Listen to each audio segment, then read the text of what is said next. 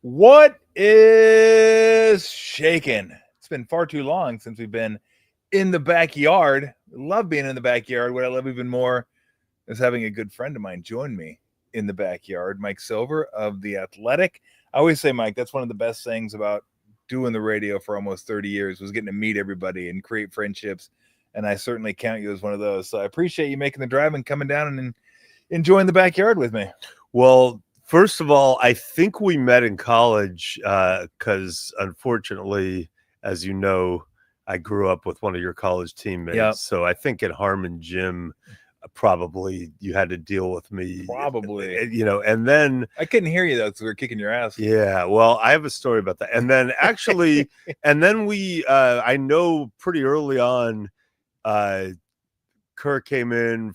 It must have been a Warriors-Cavs game, and you and Elo and I and maybe a couple other people you went were out part and of that had beers. crew? Yeah, and You must have come over to the house. I don't know. Because Elo came back to the house and he goes, I wanted to get you something, housewarming gift. It's like a fifth of tequila. I go, that's so Elo. Here's a fifth of tequila. I might have been dropped off by that. I just remember, listen, I've had a long, eventful career, and I've learned a lot of lessons, but one lesson I have not learned is drinking with big people. Yeah. I always believe that somehow I'm going to just sit there and go drink for drink with really large humans. Obviously in the NFL that could get out of control.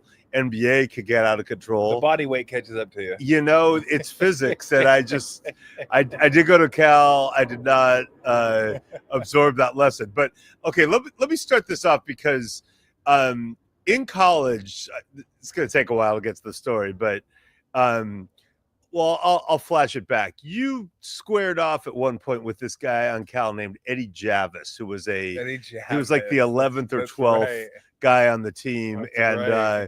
And normally if an Arizona guy and a Cal guy were squared off, me in college, I'd be inclined to support the Bear. Yeah. And of course. And in this case, I was kind of team Tolbert, and here's why. So Eddie Javis, my freshman year, was, I believe, not on the basketball team, and he was just a student. And one night we had this crazy party night in the dorms, and this guy ended up friends of friends partying with us, and he was the Pied Piper, funniest guy of all time, new best friend. Yeah. We're my buddies and I walked out of the room going, this guy, Eddie Javis, is the coolest guy at Cal. We're going to be good friends forever. And then he walked on, made the team, started to get a little bit of a big head. Yeah. We never were able to recapture the glory of that night. In fact, I think he probably acted like we'd never met. Yeah. And then Cal broke a 52-game losing streak to UCLA. We called it the streak. Imagine that. 52. And, so many of those were nail-biters, too. Oh, yeah. Yeah. It's 26 years. Yeah, that's a bad losing streak. By the way, concurrently at the time, I think we had a 18-year football losing streak to them. It was a glorious time in the 80s. But anyway, we did break the streak on a Saturday or Sunday afternoon, my junior year, and it was a glorious moment. And as we broke the streak and swarmed onto the Harmon Gym court, there was one player on each basket. On one basket was a well-liked backup guard named Ernie Sears, who hadn't gotten a lot of run. And on the other basket somehow was Eddie Javis, who had very, very little to do with the streak. So I think his head got exponentially bigger, and you were very eager in one moment, as you were the number one team in the country, to cut him down to size. And I just thought at the time, I like this guy because I think Eddie Javis has it coming. It was funny. I'm not sure if it was Eddie Javis or not, but when we played them my senior year in the Pac-12 tournament, we were in Tucson. Yeah, I was there. Okay, so maybe that was the end, because I remember somebody getting in my face that game, early second half. And I'll set the stage for you. It's going to be short. but I got to set the stage. We're at 42 at halftime. I mean, we were beating the living You guys shit were so good. out of Cal, and it wasn't even close. I'm were- like, God, you we could win by 80 if You we guys wanted were really to. good at basketball. Of course, you know, we let our foot off the gas a little bit, and they went on like a 6-0 run, cut it to 36. And I think it was him that got in my face. And I remember looking at him and going, bro, are you serious? I go, you cut it to 36.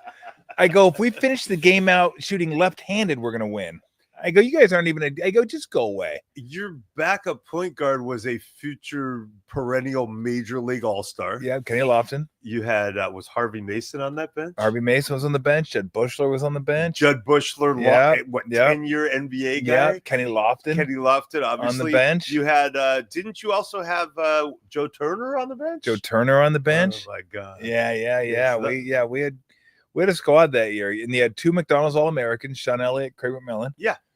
And then Steve, myself, and Anthony Cook. Yeah, that was pretty good. That was pretty decent. That was a pretty decent team. And not bad. Was Rooks on that team? Yep, Rooks was on the bench on that team. Amazing. Yeah. Yep. So I just remember going down to the Bears lair to watch the Final Four game because obviously, you know, I grew up with Steve and back then I would have been team Pac-10. Yeah.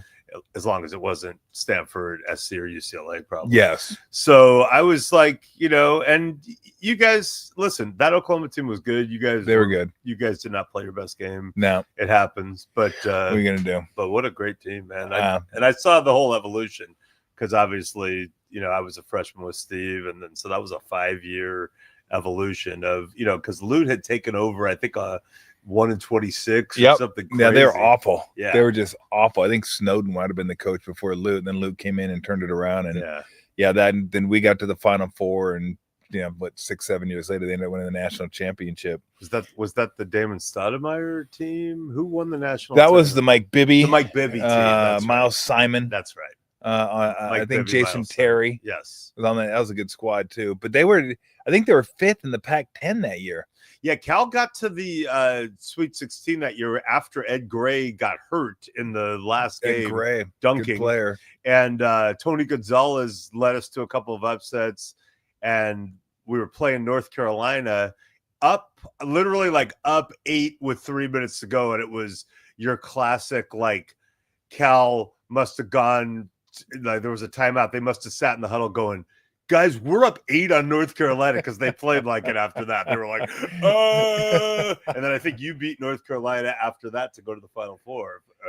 Arizona did. Yeah, they did. Yeah, because I think that Arizona team beat 3 number 1s. Yeah. I think it was like Kansas, North Carolina, and then maybe Kentucky was. I think they're the only team to beat 3 number 1 seeds. When Steve, started experiencing Cal basketball as a Cal dad, first when Maddie was there for volleyball, and then Nick, came and did his grad transfer, and then was a coach. So the year after Jaylen Brown left, still had Ivan Rabb and some guys, and Steve texted me and said, "Hey, I'm going to the Cal Oregon game." Now, this was a game Cal probably had to win to get in the tournament, and it was like battle for third in the conference. Two pretty good teams. Would have been a huge win for Cal, and Cal got up late. Same thing. I think there might have been 2 minutes to go and had a nice lead. And Steve texted me like, "Go Bears!" And I just texted back, "Hold on for dear life." And naturally, Cal blew the game, and he texted me after and said, "Is this what it's like?" I said, "Yeah, this is exactly what it's like." He's like, "How did you know?" I'm like, "Because I've been doing this for decades now and still believing that somehow we'll get a different result." You always do it. I think he might have texted me "Go Bears" one time. I just sent back spam, unsubscribe. Bro, don't ever text me that ever again. You can't text that to you. Do that with your Cal buddies. I'm not one of them. I remember when one of the most impressive things, and like I brag about him a lot, having grown up with him, and I usually brag about the playing stuff because he has the all-time highest 3-point percentage. Yes, he does.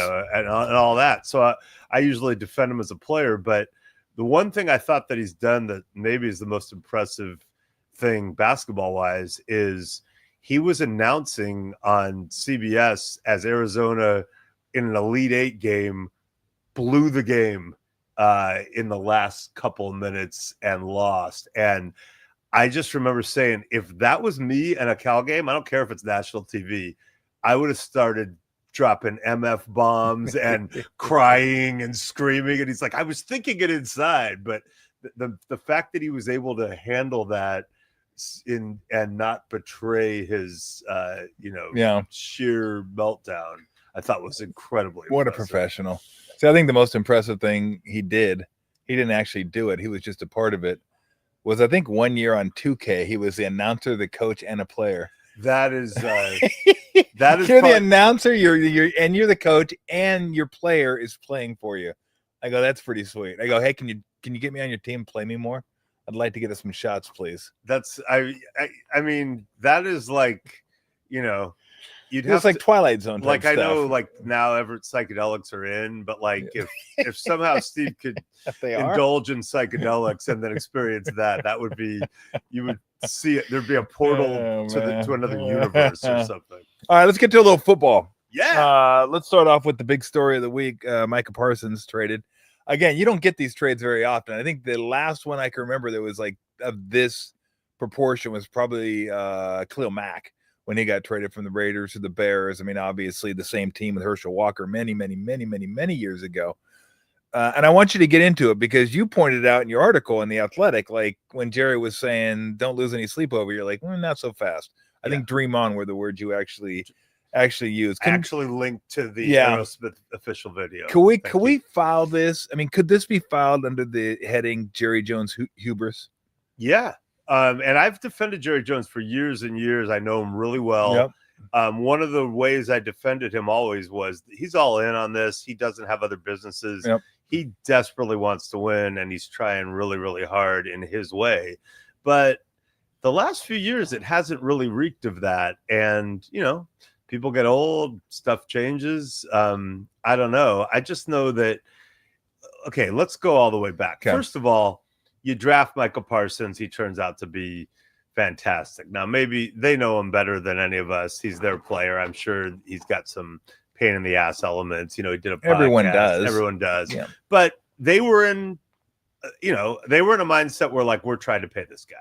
So, yeah, if you don't want to pay him, fine, trade him then. Trade him before the draft, get some guys now. But they were like in the spring, no, we want to pay him. So Jerry decides, I got an idea. I'm going to try what I always try with these guys. I'm going to try to get these guys talking without their agent involved. Now, I have agents. You've had agents. Agents don't love that. Not really. When you, as the employee, start having direct conversations. Don't like to be cut out. Well, nor should they. No, absolutely. Like an agent should be able to say, like, if you let go of Tom Tolbert or don't pay him this and risk losing him, there will be a massive hole in your station that can never be filled. Yeah. You don't want to say that. Yeah. I don't want to say that. Yeah. But my agent can definitely, ideally finesse that. So, and by the way, this is not just us saying it. This is the protocol that agreed to by the union and the owners. You got to go through the agent when there's an agent. Now, Jerry just runs that stop sign. He's like, nah, I'm just going to talk to Micah. Here's what a deal would look like. Now, I blame Micah for being foolish enough to engage in those discussions without saying, hey, man, like Dak Prescott did, just call my agent. I blame the agent, David Mulugeta, who's one of the power agents in football, because I'm sure David Mulugeta told Micah, don't talk to him, but I don't think he told him strongly enough. And you know this from sports. Some guys just really need to be told in a strong way preemptively. I feel like David Mulugeta should have said, Micah, if Jerry Jones tries this crap on you, which he will, you say, call David Mulugeta. So he didn't. So now, here's the worst part. So Jerry talks to Micah. He works out what he thinks is a deal. Micah's kind of like, oh, okay, I'll talk to my agent. He calls David Mulugeta. David Mulugeta's like, dude, what? And so Micah then says to Jerry, yeah, call David and work it out. Now, Jerry immediately goes into, no, we had a deal. I won't call him. I won't return his call. I won't text him. And this goes on for months and months. And their attitude the whole time is, man, we had a deal. What's your problem? Okay. You tried to bamboozle him and it didn't work. So going into it, I blame all three of them for that. Now, you've passed the draft. You can't get a player that's going to help you this year from the draft. And you know it's headed towards this point. You're not doing anything. You're not calling the agent. Then you get into the whole, well, I control him. Players love to hear that you control them, by the way. Yes, they do. But like, I could make him play on the 5th-year option this year. Then I could put the franchise tag on him, and then another year. So I control him for 3 years. And, you know, if he doesn't like it, go ahead and sit out. Now, what Jerry is underestimating at that point is that, you know, some players might cave in this situation, but David Mulugeta, he's the guy who was the agent for Jalen Ramsey. Now, this was one of my favorite things in 2019. All the back. Jalen Ramsey had an incident with Tom Coughlin on the sidelines. He didn't like the way he was being spoken to by Tom Coughlin, who was now back as the something of football operations, you know, the de facto team president. Yeah. And he decided he didn't want to be in Jacksonville anymore. So, yeah, he did the my back. I can feel it right there. Couldn't practice, couldn't play.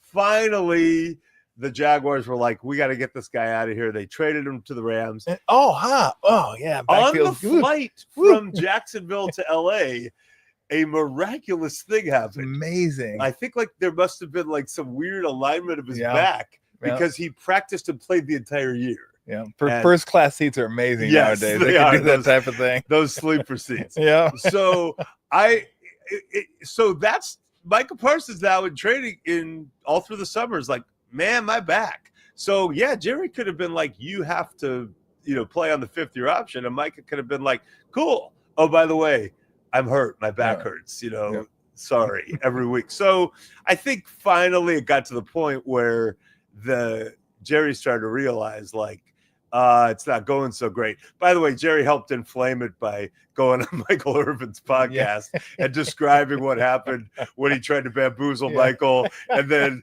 he tried to talk to David Mulugeta tried to talk to him, and Jerry said, "Yeah, the agent told us to shove it up our ass," which I don't think was meant to be a direct quote, but it didn't sound. I don't think the optics were good.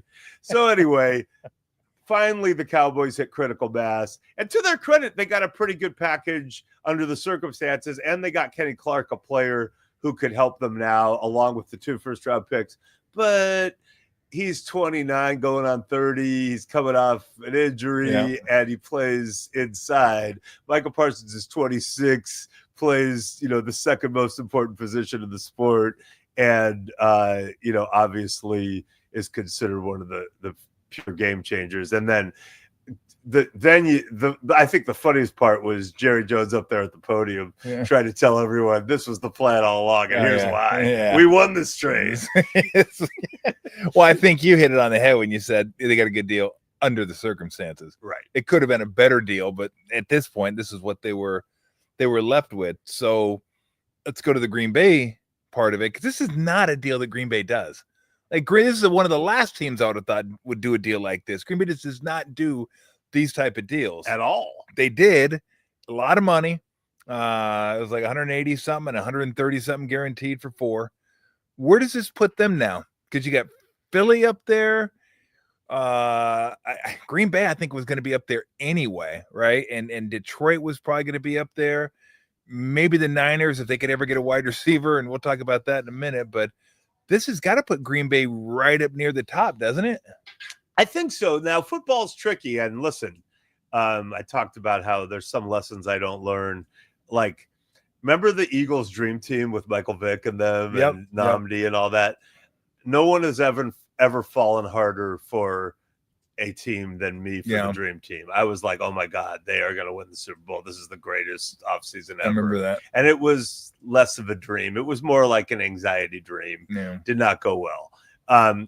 Football's different. The hardest thing for me, like, basketball's easier partly because there's only 5 guys at a time and, you know, you can see it more. Football, the hardest thing for me year to year is understanding chemistry and what's really going on inside.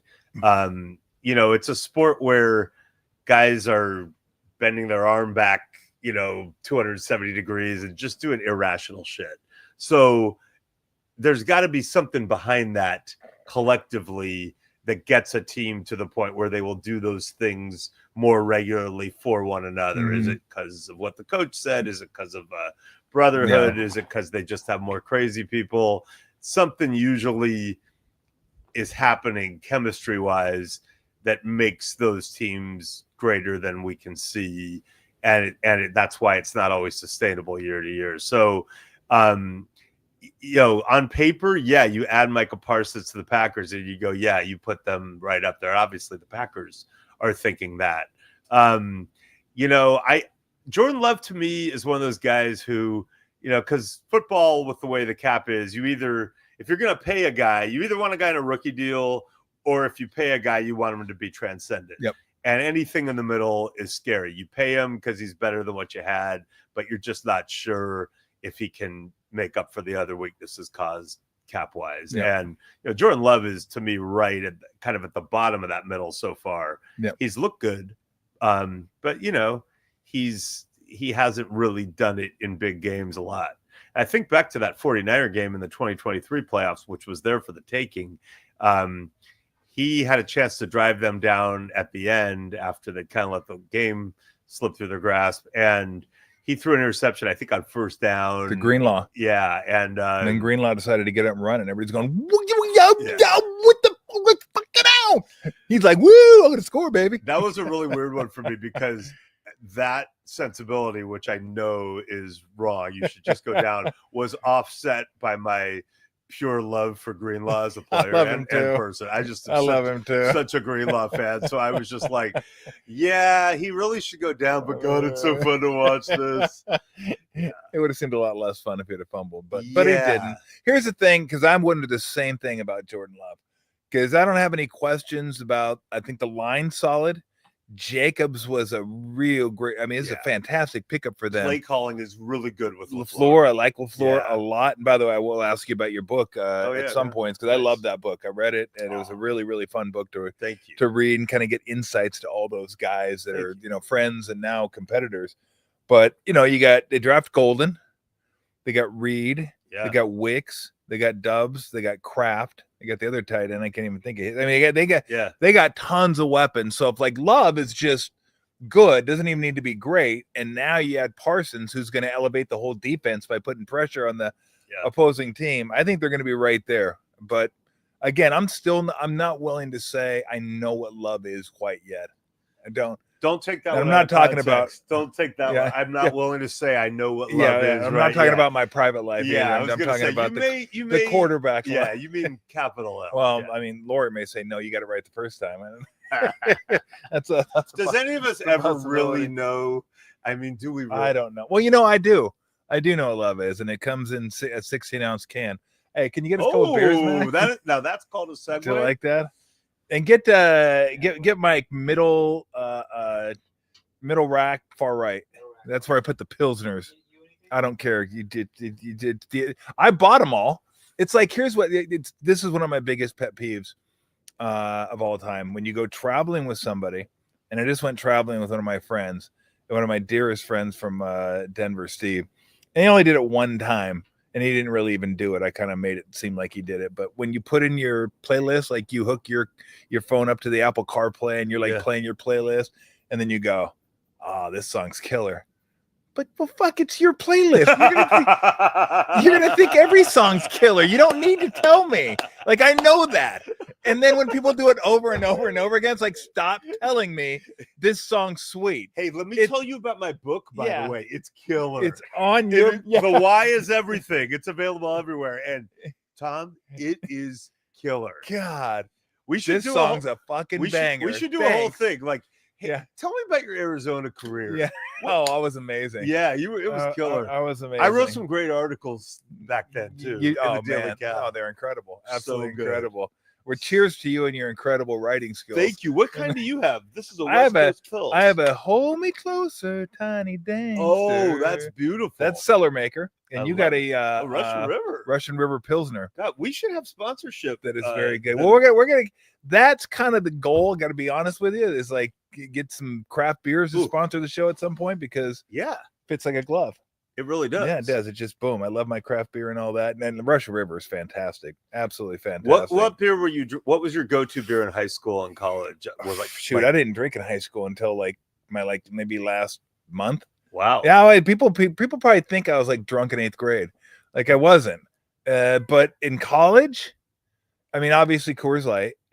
And then if we really wanted to step it up, it was Tonight. Let It Be Lowenbrow. Yes. Yeah. Michelob was the other like step up. Heineken. Moosehead, if it was a special occasion. How do we not realize in college when you opened it up and it smelled like a skunk just sprayed you? And you drank it and you go, "That's good stuff." What about Mickey's Big Mouth with the That was garbage. Yeah. I hated malt liquor. Did you ever buy plain wrap beer like you just to no, save that money? said beer on it? Yeah. No, I never did that. How about hams? You go hams? I had hams. Yeah. I had hams, yep. Killian's Irish Red. Oh yeah, Killian's That Red. was one where you felt like you brought that to a party. You didn't even care if you get invited. You just come in with the Killian's. Got it. Like, and You then were remember solid. like Sierra Nevada happened. And Sierra Nevada was like mind blowing. It was mind blowing. Those two, Anchor Steam from here and Sierra Nevada from Butte, that was like, or Chico. Yeah, that's like the godfather of all pale ales. Like, and it still holds. I went out with a guy, it does still hold. One of my buddies who owns Beer Bottle, Lester.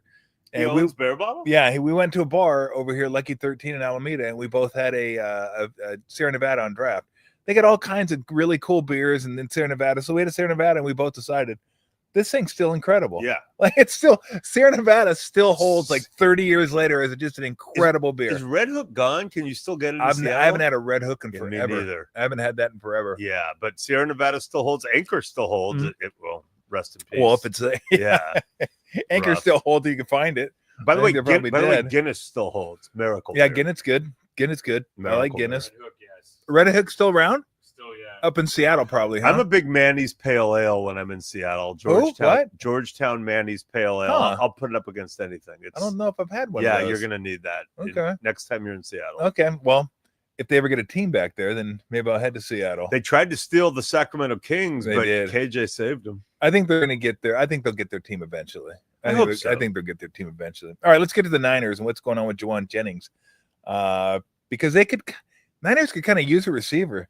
I mean, the receiver room's really depleted now. I mean, Cowing's on IR. Juwan Jennings is hurt or not, but he's not playing. He's not there. Yeah, my theory on his injury. Yep.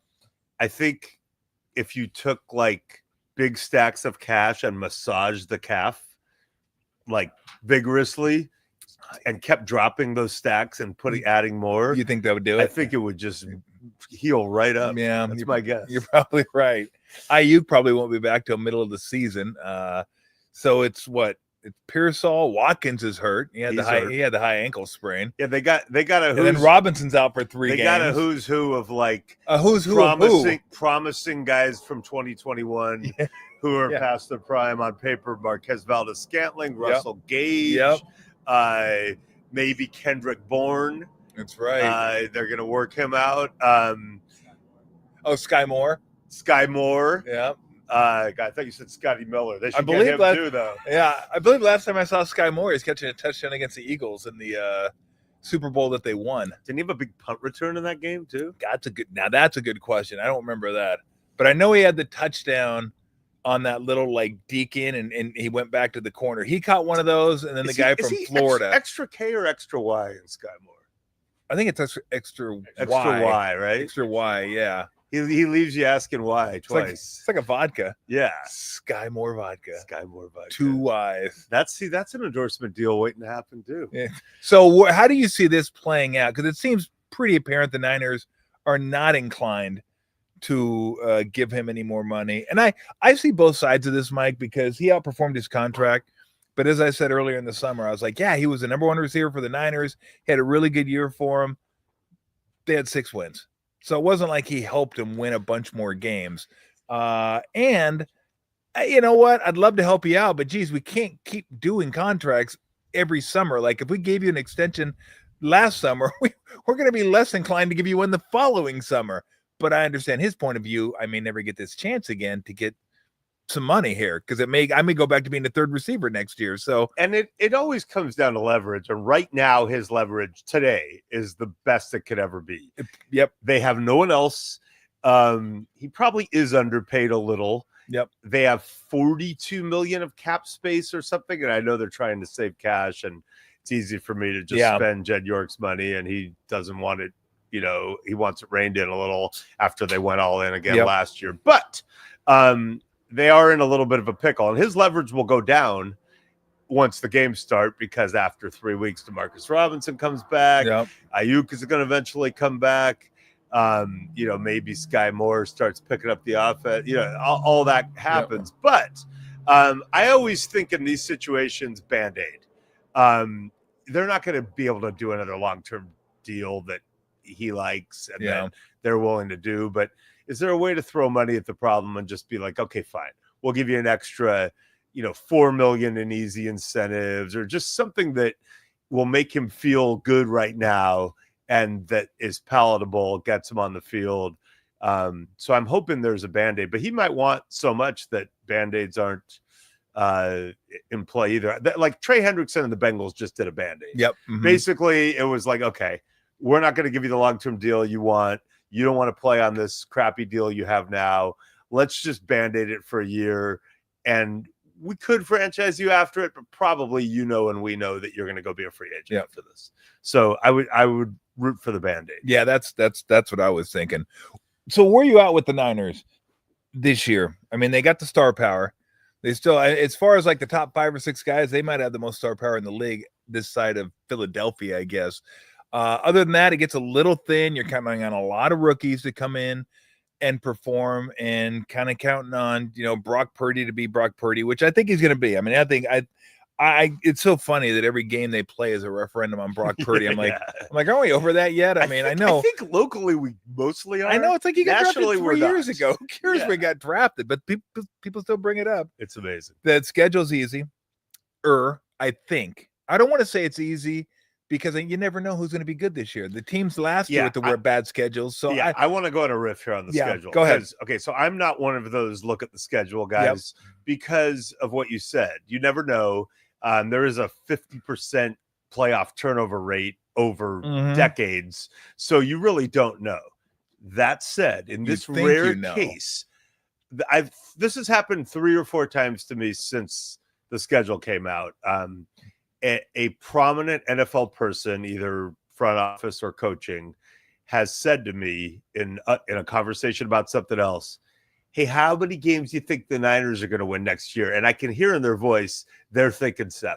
Yeah. And I say, well, it's a great question, but have you seen their schedule? And they go, no. And I go, well, let's read it. Now, the last time I did this was in person over beers in a bar. Okay. And the coach in question goes, coach of a team that will win many more than 7 games, assistant coach, said, hey, how many games do you think the Niners are going to win? I go, hey. So I read the schedule in front of him, and he was like, there's no way I could see them possibly losing 6. He goes, I don't see the 6 losses. And he goes, you're absolutely right. And by the way, everything you said is true. Thin, a lot of rookies, depth, questions, like that's all true. But like on paper, let's say their hardest games are the Rams.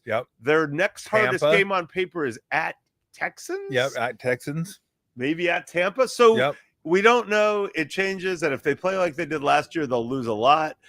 But if you believe in the coaching, which I do, I think week in, week out, Kyle on offense will have it schemed up well. And defensively, I believe Saleh will have it schemed up well.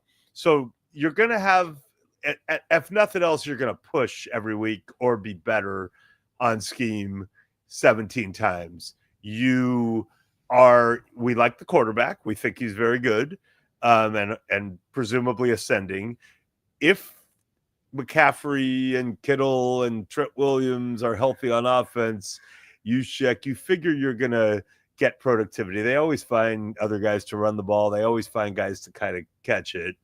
I don't know. I feel like they're going to have to score a lot because though Saleh will give them a bump, they're going to have 5 rookies on defense starting or playing prominent roles.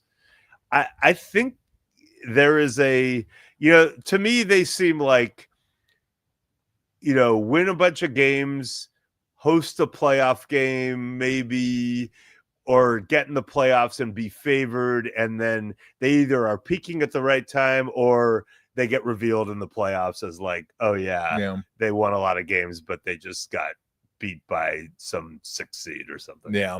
If you were to ask all the guys in the NFL, which is quite considerable, executives, coaches, stuff like that, where Kyle is in terms of NFL head coaches, top 5, top 8, top 10, further down the line, where do you think most people who evaluate the game of football, who are intelligently, I think, evaluating the game, where would they put him? I think they'd put him really high. If it was just, hey, who can scheme it up? Yep. He'd be, I mean, as I said in my book, The Why is Everything, which, by the way, is killer because it's on my playlist. Thank you. So, although I can vouch for that. Thank you. When you say it's killer, it feels like it's like, do you ever see the movie The Jerk? Yeah. As long as we got a voucher, I'm Mr. Nussbaum. As long as we got a voucher, we're good. Put the tires in there and everything. All right, go ahead. So if they're scheming it up, you get very high marks. As I say in The Why is Everything, if you gave Sean McVay truth serum and said, who's at the highest level of it, you or Kyle, he would probably say Kyle, but he would also say leadership and other things would give me an edge. So if it's just like knowing it and scheming it, he'd be exceptionally high. I think the caveat would be, he hasn't won the big one now. Andy Reid hadn't won the big one, and look what happened. He's had the lead in some of those games as a head coach. I think counting the Atlanta one is kind of BS. I think that goes on Dan Quinn. Exactly. That's on the head. I've never heard that before. A coordinator getting blamed for a Super Bowl loss. It's crazy. But I think, they'd say he had the lead against the Chiefs the first time. Second time, I think the other criticism about Kyle, and it seems like he's trying to address it, is he has openly said some things. Like, he has said in so many words, my attitude on special teams is, just don't screw it up. He was asked literally like why he hadn't faked a punt as the 49er coach, and his answer in so many words was, that's what people do who have to steal a possession because they can't win with just offense and defense. And I'm like, wow. And last year they were losing games because of special teams. The Super Bowl changed the year before because a ball hit a guy's leg, and then Ray McCloud tried to scoop and run, and it changed. You were in the state. It changed the entire game. It changed the vibe, and so I think this seems to be the first time where he's taking it with a little more urgency. So I think, look, he's one of the best. Once he breaks through and wins the Super Bowl, we'll start talking about him as, one of the 3 best. Well, it's funny because his mantra was always, just don't fuck it up. And that's all they did was fuck it up. Right. I mean, they were awful. Like every phase of special teams, covering kicks, returning kicks, covering punts, returning punts, weird. Like everything. It's so weird for me because I started covering the 49ers in 1989 with the now defunct Sacramento Union and then with the Santa Rosa Press Democrat. And George Seifert's college roommate, Lynn Stiles, was the special teams coach. And we used to laugh because, that's job security, right? Yeah. Like if you were, it's kind of like Q. It's kind of like Bruce Frazier, right? Like there is some job security. Not that Q is not unbelievable. Beautiful. The most interesting man in the NBA. As a person and a coach. Q is great. No, he is great. But we used to laugh like, well, George isn't going to fire Lynn Stiles, but their special teams in 1989, 1990, 1981 were trash. But their attitude was, we don't care. We have Joe Montana and Jerry Rice and Ronnie Lott and Roger Craig, and we're so good on offense and defense. And they say it's a third of the game. We've run the numbers. It's more like a 12, and we'll just overcome it. And in the pre-salary cap era, when you have Joe Montana and Ronnie Lott, you can't overcome it. You're good. But as time passed and things got a little more equalized, it comes, it can bite you. So that's how I came in. And no one's that good anymore. Like, we're not going to have a team anymore that's as good as the 89 Niners, I think, because of the cap. No, I think you're absolutely right. Now it's going to be interesting because I think, what I also really think is going to help the Niners this year is just getting bounced early last year. I think it'll rejuvenate them physically, right. spiritually, right, mentally. I think everything is good because I think they're going to be super motivated going into this year because let's face it, I mean, Christian McCaffrey, I'm not going to say he's on the back nine yet, but he may be at the turn. I mean, there's some Trent Williams is definitely on the back nine. I have no idea where on the back nine he is. George Kittle's on the back Kittle's nine. on the back nine as well. Kyle Juszczyk. Juszczyk's definitely on the back nine. I mean, you know, Fred Warner's probably at the turn. Yeah. He's probably right at the turn, and Bosa's still in the front. Fred Warner, by the way, just like birdied 9, though. Yeah, he's incredible. I mean, I love Fred Warner. Love watching him. Diablo Lenore is only like on the 4th hole, and he's killing it. So I mean, this, like, there's going to be some urgency here. And I think the Rams are probably better, like, as a team, but I think the schedule, because the Rams got the Ravens and the Lions. Matthew Stafford has a real back injury. Now that's a good point. That's a good point. You know who their backup is, right? Jimmy G, baby. Let's go. Please give me a Jimmy G game at Levi's. Last year I was begging for it. In fact, I saw Jimmy before the game on the field, and I said, hey, dude, not to wish anything ill on Matthew, but like if he got a very minor ankle injury and you had to come in and, you know, play this game against the Niners, which they needed desperately. Yeah.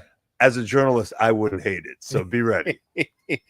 Oh my God. One of my favorite parts of Jimmy G was the fact that once summer was up, he didn't return anybody's calls ever. He's just gone. I wonder if McVay ever hears from him during the summer. Like, is he just he probably doesn't have to because he's a backup. Well, don't say he wasn't warned. The one off season though he was on point was after they drafted Trey.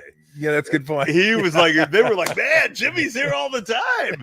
He's on it. Yeah, no, and this is in the book, I think, but the story they tell is that, you know, he has those 5 games at the end of 2018. They win 5. Yep. They beat the Jags, who were really good. Yep. There were MVP chants. They were calling him Jimmy Jesus. I was at that game. It was Christmas Eve day. And then they paid him in, I want to say, February, and he was briefly the highest paid player in football. And I went to the press conference for NFL Network. I covered it. It was this, you know, it was one of the most feel good days there since Harbaugh had been fired, right? Like, there hadn't been a lot of joy. And they had that restaurant, the Michael Mina place at the time in the stadium that was always open. So they went over there to have like a post party to celebrate the signing. And, you know, Jimmy showed up to that, I think, for like a second, and then Irish goodbye. And then they didn't hear from him again until, like, you know, late July. And this was February. They're like, we just made him the highest paid player. He's the quarterback. And, you know, he's not really returning our checks. And I think Jimmy was having a great time. Yeah, I think he was too. Just was, you know, it was the offseason. I'll never forget. So when I was at Sports Illustrated, I knew Edgerrin James really well when he was on the Colts. And they were like, hey, go out and just do his big Edgerrin James story. And so I called him, and he goes, oh, come to Miami Memorial Day weekend. It's a really wholesome environment. And we were up all night for many nights, bowling one of the nights. And it's like a Dr. Dre video. Yeah. And they tried to get Chad Ochocinco or Johnson was there. It was Samari Roll. But they decided at the end that they were going to go to Cancun, and that I had to come. And this was like a midnight decision. And so I told them, I just have to go back to the hotel, make sure like I get my suitcase. And I got my suitcase and went right to the airport and flew to San Francisco. Like, I was like, I am not going to Cancun with Edgerrin. Like, it's been a long weekend. And so then I went home and wrote, well, it turned out there'd been a voluntary minicamp. And though you're not supposed to, both Bill Polian, the autocratic team president of the Colts, and Peyton Manning publicly criticized Edgerrin for missing a voluntary minicamp. So my editor called, and he said, before we publish this has become a thing. You need to call Edgerrin and get a quote. So I call and, wake him up at 4 p.m. or whatever. And I'm like, he's like, oh, so, hey, what's up? I go, hey, this has become a thing. I go, can you give me a quote about missing this minicamp? And he goes, I only went to college for 2.5 years, and even I know the meaning of the word voluntary.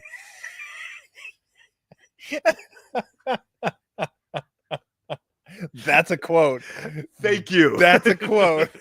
All right, let me ask you the cheesy kind of a sports talk question. If McCaffrey's healthy, who has the better year? And let's assume all these guys are healthy. Him, Saquon, Bijan. Yeah, I remember when McCaffrey got traded to the Niners, and I was talking to, a really highly regarded offensive assistant for another team, and we were talking about McCaffrey, and he'd been banged up and stuff, and he said, you have to understand, McCaffrey's a great player, and he said, but the value of McCaffrey with Kyle is exponentially higher. Yeah. And, at the time, Debo was also kind of interchangeable. So it just allowed them to do so many different things, make it look like one thing and have it be another. And so, you got to evolve every year and all that. But I feel like a truly healthy McCaffrey in that system with that game planner probably has, a year like we saw 2 years ago. Big caveat, right? Football and health. On the other hand, as you saw with Barkley last year, when your line is that good and your quarterback's a running threat and your defense is good and you're just rolling, life is pretty good. So do we believe the Eagles will be just as good on the offensive line and Jalen Hurts will play well and the defense will be good? I mean, I think we believe the Eagles are going to be pretty good. Yeah. I wouldn't put Bijan Robinson in that conversation yet. But, what do I know? I would keep an eye on the young. I'm always into young legs, right? Like RJ Harvey in Denver, Travion Henderson. Is that Trayvon? Is that his name? I don't know. I think it's Travion, but it could be Trayvon. I think it's Travion. T. Henderson. There you go. You can't go on. The dude from Ohio State. That's the dude. And do you spell it Foxborough with the O or the O-U-G-H? That's always a tough one. And you look at sometimes these young legs come in and it's that's exciting too. I think the Chargers have a guy. No, Hampton. Omarion Hampton. I'll tell you the one I'm looking at is the guy from Tennessee. I think his name's Dylan Sampson. Went to Cleveland. And I think it's him. He's there. Judkins is there. Judkins is not there Ohio yet. State. That's true. He's not there yet. He should be. But that's kind of why I go, because I like Sampson. I watched him play at Tennessee quite a bit. They were on TV a lot the last couple of years. And he's not huge, but he's a goal line guy. He can score at the goal line, and he's got some shiftiness and some toughness to him. But I'm with you. I mean, at the running back position, always look young because those guys can pop, and they pop quick.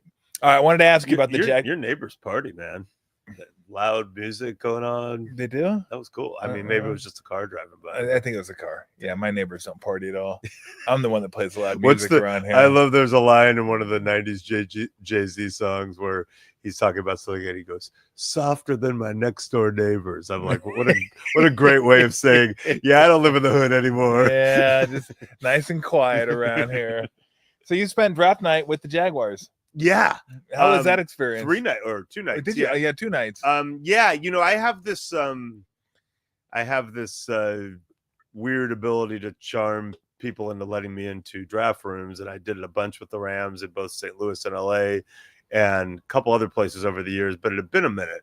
So when Tony Baselli, a guy covered during his illustrious Hall of Fame career and have known for a long time, when he got back into football and became the Jaguars, I think, executive vice president of something, but basically running football, my wheels started spinning a little bit. So at the owners' meetings, I talked to Tony and then subsequently talked to their new GM, James Gladstone, and Liam Cohen, their new coach. And I know the owners, Shad Khan and his family really well, because you got to have all those things. Like, I've learned over the years, and it could be torpedoed by owner skepticism, PR skepticism, GM, obviously, coach, or someone else. you gotta make all the dominoes fall. But to the Jags' credit, they trusted me to do it. And one of the reasons I think is that, you know, they really are of the belief that they're in a reboot, a rebrand, and the way Baselli sees it, you know, we're not these, you know, sorry ass Jags anymore who you get pushed around. We're going to start, you know, having some swag again, like what I played. And so they were eager, I think, to have their story told, and you know, they trusted me to do it. So you're always happy to get into a draft room. It's like, this is great, this is a win. And then so Baselli, you know, I was like, listen, I'm going to fly in. Can we just go out the night before? Because I used to do this with Jeff Fisher. Like, you know, this is what we're trying to do. These are some of the guys, you know, and they trust me, obviously, not to leak that. And so Tony calls me on the Wednesday night. And he's like, listen, I'm just getting, you know, swamped. He goes, is there any way I could just pick you up in the morning? I'll take you to the facility. We'll sit down in the cafeteria. We'll get some food and I'll tell you everything. And I was like, yeah, of course. So, you know, he picks me up and checking out the facility. We go to get food. He kind of is sitting down before me. I go up to get like an iced tea to go with my food. I sit down and put the iced tea back. And he's like, okay, so what if we were picking second? And I was just like, oh. So then it became an even cooler story because we all know what that meant. And the Travis Hunter trade was contingent upon the only thing that could have messed it up. The Browns said, we're doing this with you on the clock. But if for some reason Cam Ward does not go 1 and Hunter doesn't go 1, because that would also torpedo it. But let's say somebody else had gone 1, they were going to take Cam Ward at 2 and trade was off. But everyone thought Cam Ward was going 1, so it was essentially, it was on. So yeah, that worked out great. I was able to, you know, without it getting out, I was able to alert my bosses like, hey, I'm going to be writing live also off tonight because I think something eventful is going to happen. You just got to trust me, so expect a story. That's awesome. Yeah, and it was really cool. It was cool because they, you know, I just like, I'm not in the business of saying who's going to be good or who's not going to be good. Although usually, like, if it hits you over the head, like, you know, has to hit me over the head. Like Ricky Williams in college, I think he'll be good at the, you know, Adrian Peterson. Yeah. Mm-hmm. So, I mean, Travis Hunter will probably be pretty good, but I'm more into process. You know, are you true to what your values going in were? Were you aggressive? Did you take a risk? Are you, is it collaborative and all that? And so just to see them excited about what, not just who they were getting, but what that meant and what that signified and all that was really cool. When you said Jeff Fisher, I could only think of one thing. Every time somebody says Jeff Fisher, I don't know if this will spark your guys' memories or if you remember this, but at the end of games where the Titans were going to win, he'd go. He just tells quarterback this victory formation. With the hands. The hands. He'd just go. He'd look over on each other. He'd go. Go, fucking Jeff Fisher. What if you were a coach and you thought your counterpart was not taking risks in a key moment and you just started going like this? I thought he meant it was his anniversary or something. I was like, what are you would doing, that be frowned upon? Probably, but I mean, you could probably get away with it. It'd have to be a small circle, though. You can't let it leak out. Chip Kelly had the signs. That was always, you know, funny. The Rocky, you know, holding up Rocky Balboa. Remember, it got so ridiculous in college where they used to have the boards and then they had the big sheets to cover the board, so you could. I'm like, what are we doing here? Can I go on a little rant here? Please. What do you mean? That's what this is made for. So laminated play sheets, right?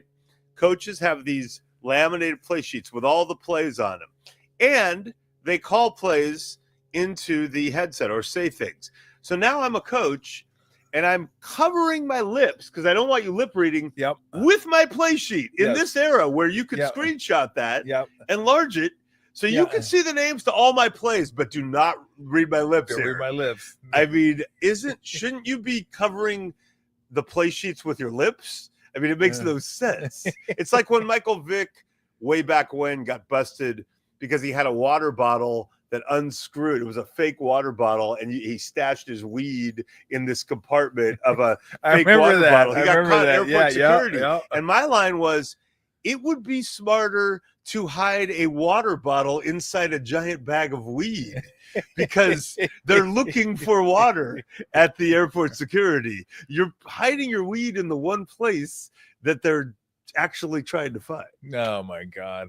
I think it'd be awesome if on the back of it, one of those little squares, because they have all the squares compartmentalized. Yes. I think one of the little squares was like Latin, and it said "suck my nut" on it or something like that. And if I can throw that out there, let the internet sleuths get on that one. Oh, hey, whoa, look at that one on the bottom there, the top right. Oh, yeah. Hey, I'm thinking of doing a thing.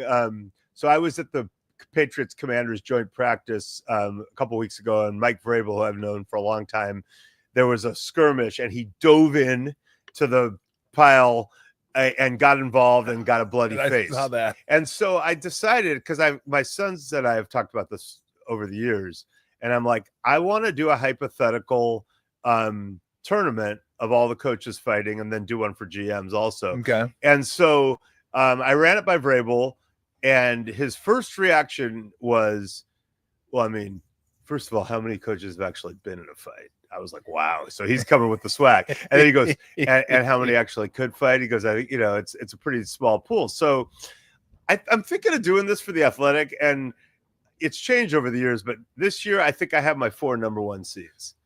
Okay, so Vrabel's absolutely Vrabel's a number one seed. I believe that Dan Campbell is going to be a number 1 seed. Number 1 seed. Nobody wants a piece of Dan Campbell. No. I am going to put D'Amico Ryans as a number 1 seed. Okay. I like it. Yep, I like it. Middle linebacker in the NFL. And I believe, because we've lost like Gerard Mayo and Antonio Pierce, I believe we're going to do Aaron Glenn as my 4th guy. Okay, that one I'd have to look. Who else was in consideration? Do we know who was in consideration for number 1 seed? I mentioned this on social media one time, and one guy argued with me over like 42 tweets, and he claimed that Sean McDermott would beat everyone because he was a wrestler, an accomplished wrestler, and he's like, you don't understand leverage. He would get them on the ground, and I was like, dude, Dan Campbell or Gerard Mayo would murder Sean McDermott. Yes. And he's like, no, he would get him on the ground. He'd have leverage. So I'm going to ask Sean this, because I don't believe that Sean McDermott could beat up D'Amico Ryans. I just don't. I don't believe it either. Yeah, I think. All right, let's go down through the teams. But no one wants Andy Reid, by the way. He's not going to win, but who wants that matchup? Yeah. All right, let's just off the top of your head. So it's 32. You would have a 1 through 8 seed. Right. Let's see if we could assign them numbers really quick for what their seeds would be. Yeah. And I'm just going to go by the schedule the first week. Okay, Schottenheimer. I think Shotty's probably like a 5 seed, I was going to go 5. Yeah. Sirianni. He likes to fight, so I might make him a 4. I was going to make him a 4 as well. Reed. I think he's a 6, but the 3 that draws him does not want that. Yeah, I was going to make him a 4 just because his size. Yeah, but the age too. I think maybe a 4 just because no one wants to fight him. Yeah, that could be true.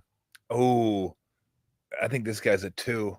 Harbaugh. Yeah, I think Jim's a 2. Because he's psycho. Yeah, Jim's definitely. Well, it's funny because I was with John Harbaugh during training camp, and I asked him to tell me the story, because there's this famous story where it's like a family Thanksgiving or something, and they start playing hoops in the back, and all the kids are involved, and it gets close at the end, and then all of a sudden Jim starts elbowing his niece, like legit elbowing his niece, and getting into psycho mode. And he said finally Jim, after being inappropriately competitive the last few points, is getting ready to win the game, and he's driving to the hoop, and John says finally I say screw it, and I just full on hit him hard and push him into these rose bush. But as he's falling in and getting scratched by thorns, he throws the ball up over his head and banks it in to win the game. He says, and then gets out of the bushes and goes up to his son and says, yeah, Michael, you're a winner. Or I don't know if his name's Michael, but it sounds like a really healthy. So yeah, I'm putting Jim Harbaugh as a 2. I think he's a 2. He told us a story one time. It was him, his brother John, Tom Crean. Oh yeah, Tom Crean, married to his sister. Yeah, that they family vacation, all playing basketball, and he goes, "It got so competitive." He goes, I think he said John and him didn't talk for like 3 weeks. I'm like, I mean, come on, what are you guys doing? And this could be a good exercise for me too, to see if I can name every coach in the right. NFL. Okay, Bowles. I covered Bowles as a player. In fact, I think I covered that. He was a Niner and he hurt his knee, and I think it might have been his last play. But Todd's a survivor. There was a lot of talk last year that he was going to get fired and they were going to promote Liam. And Todd's old, but Todd, I feel like Todd's got some. I think I'm going to make him a 3. Okay, yeah, I was going to make him a 4, just because of age. That's the zone. Raheem Morris. I think Ra's a 2. He's from Jersey. Okay. But the problem with Raheem is he's so likable. Like the guy that Raheem beats in the first round is going to be like, man, that was so cool fighting Raheem. I love that guy. He's great. Let's go grab a beer. Yeah, I'll go with I'll go with 3. That's the 3. I was gonna go 3. 3's fine. Okay, I got another 2 for you, Mike Tomlin. Tomlin's a 2. Tomlin's a 2. Well, here's the thing. Mike Tomlin would give himself a speech in the mirror, and that would enhance his seed. Exactly. Because his speech would be so good. Exactly. And then he'd look in the mirror and go, who the fuck you talking to? That's right. Let's go. We're going to find out. We're going to find out. We want volunteers, not hostages. All right, Andy Reid, I'm kicking your ass. Okay, I found a team that I don't know the coach. Jets.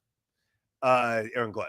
Oh, that's it. It is Aaron Glenn. Yeah, I'll go 3 for Aaron Glenn. I should have done that. Played corner. You're gonna make him a 1. Wow. He was okay. a sniper, man. All right. I got my first 8. Mike McDaniel. Yeah. He's an 8. I would have him fight Vrabel in the first round, but God. But I'm going to give that'd Vrabel be a homicide. I know. I'm going to give him a gift. I'm going to let him fight Brian Callahan, the Titans coach. There you go. Because he'll get up for it. Oh God. Oh God. What's his name? Head coach of the Colts. Shane Steichen. Yeah, Steichen, the former offensive.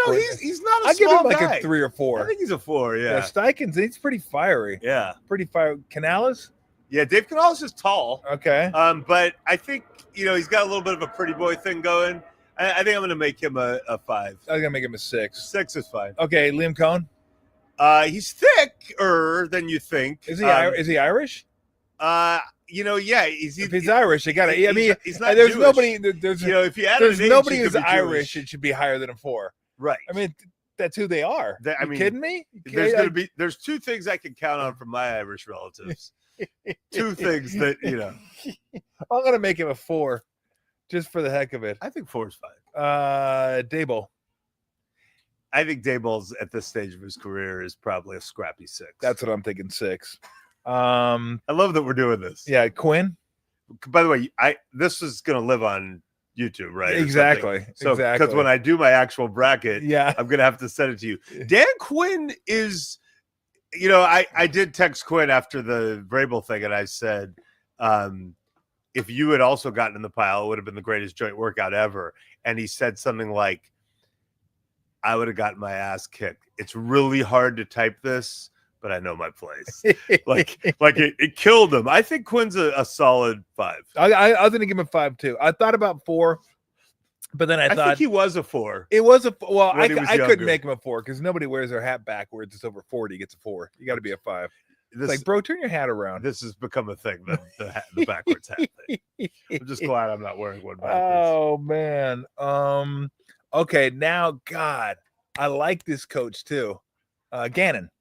For the Cardinals. Yeah, he seems like a 6 or 7. No, I think really. I think if you put him and Steichen together, you'd go, I'd take Gannon. Really? I think so. Oh man, okay.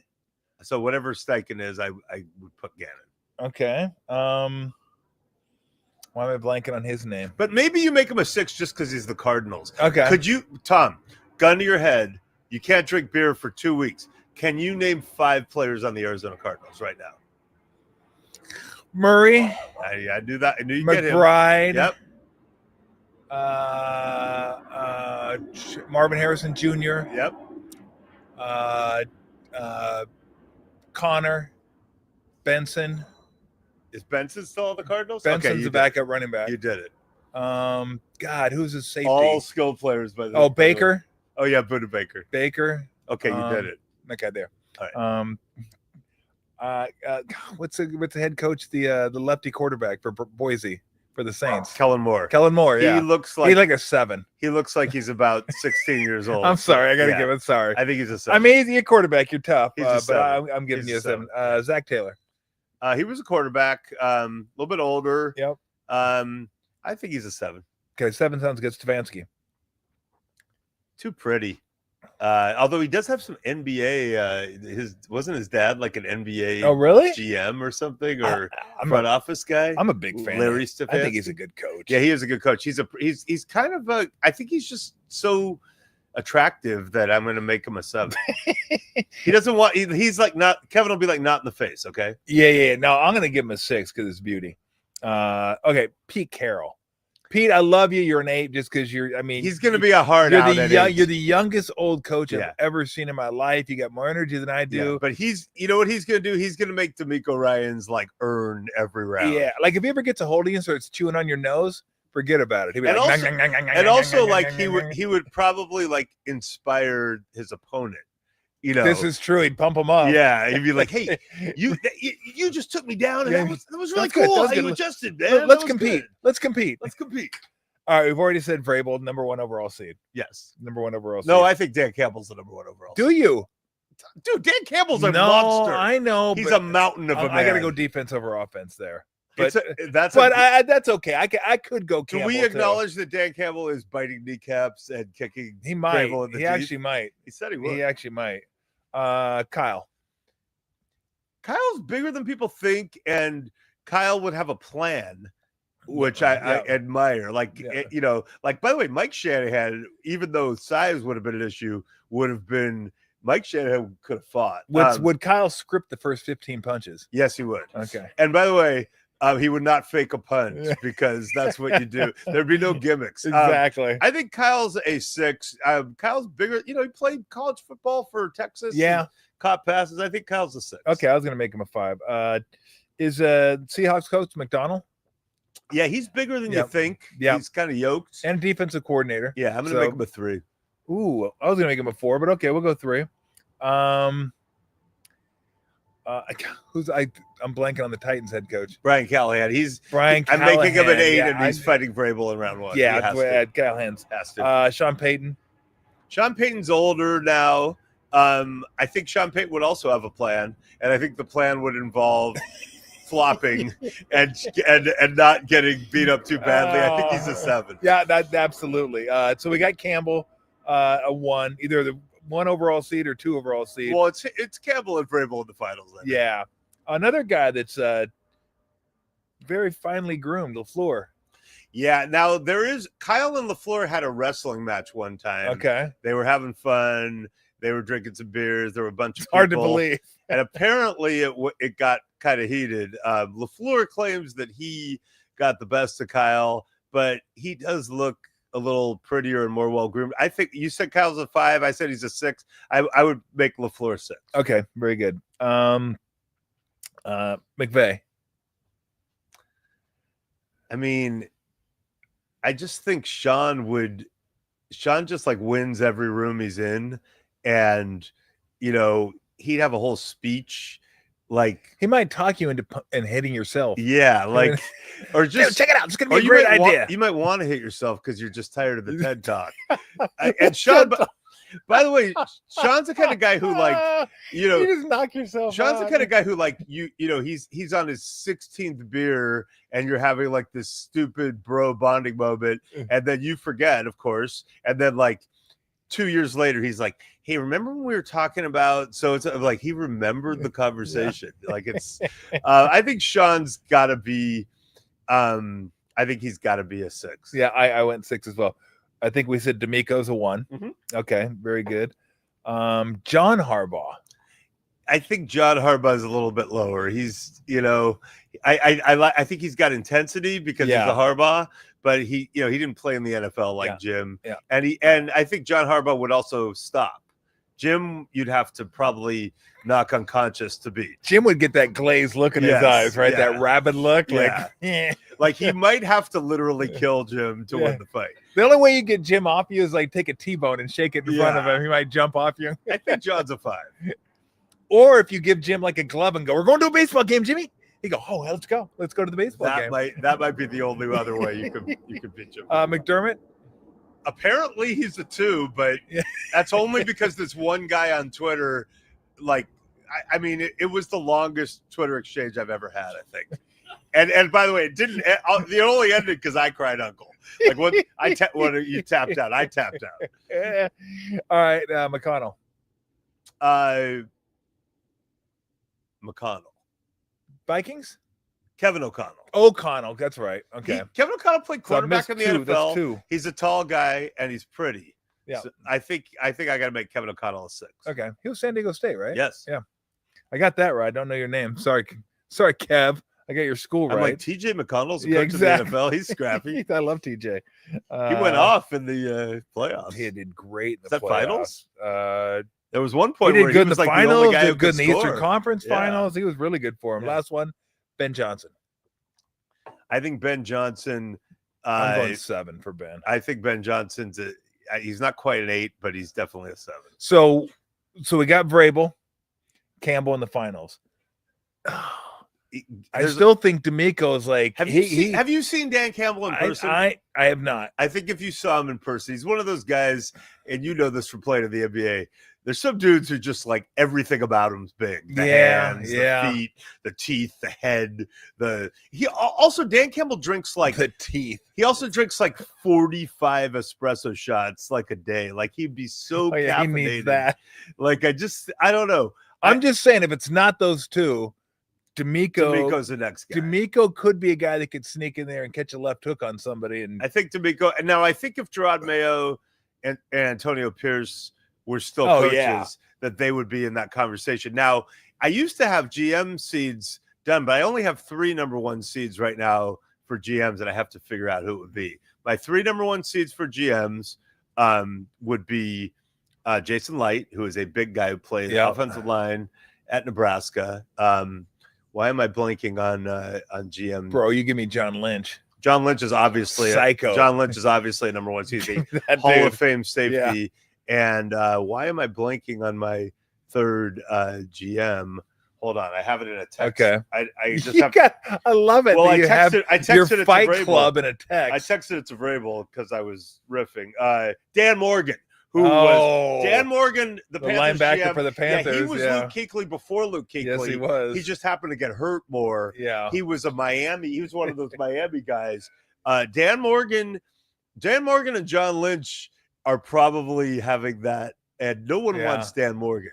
I mean, can you imagine some of the GMs like Howie or Elliott Wolf, and having to fight John Lynch or Dan Morgan? I mean, they'd be 3 spots. Yeah, that is just over. That is like not even tenable. Okay, now here's one. Grab one more. Poles are big. Like Brad Holmes is kind of a big guy. Yeah. Poles didn't Poles play like a lineman? Did he? Okay, I might have to take a look at Poles. Here's one for you. How about this? This is one to mull over.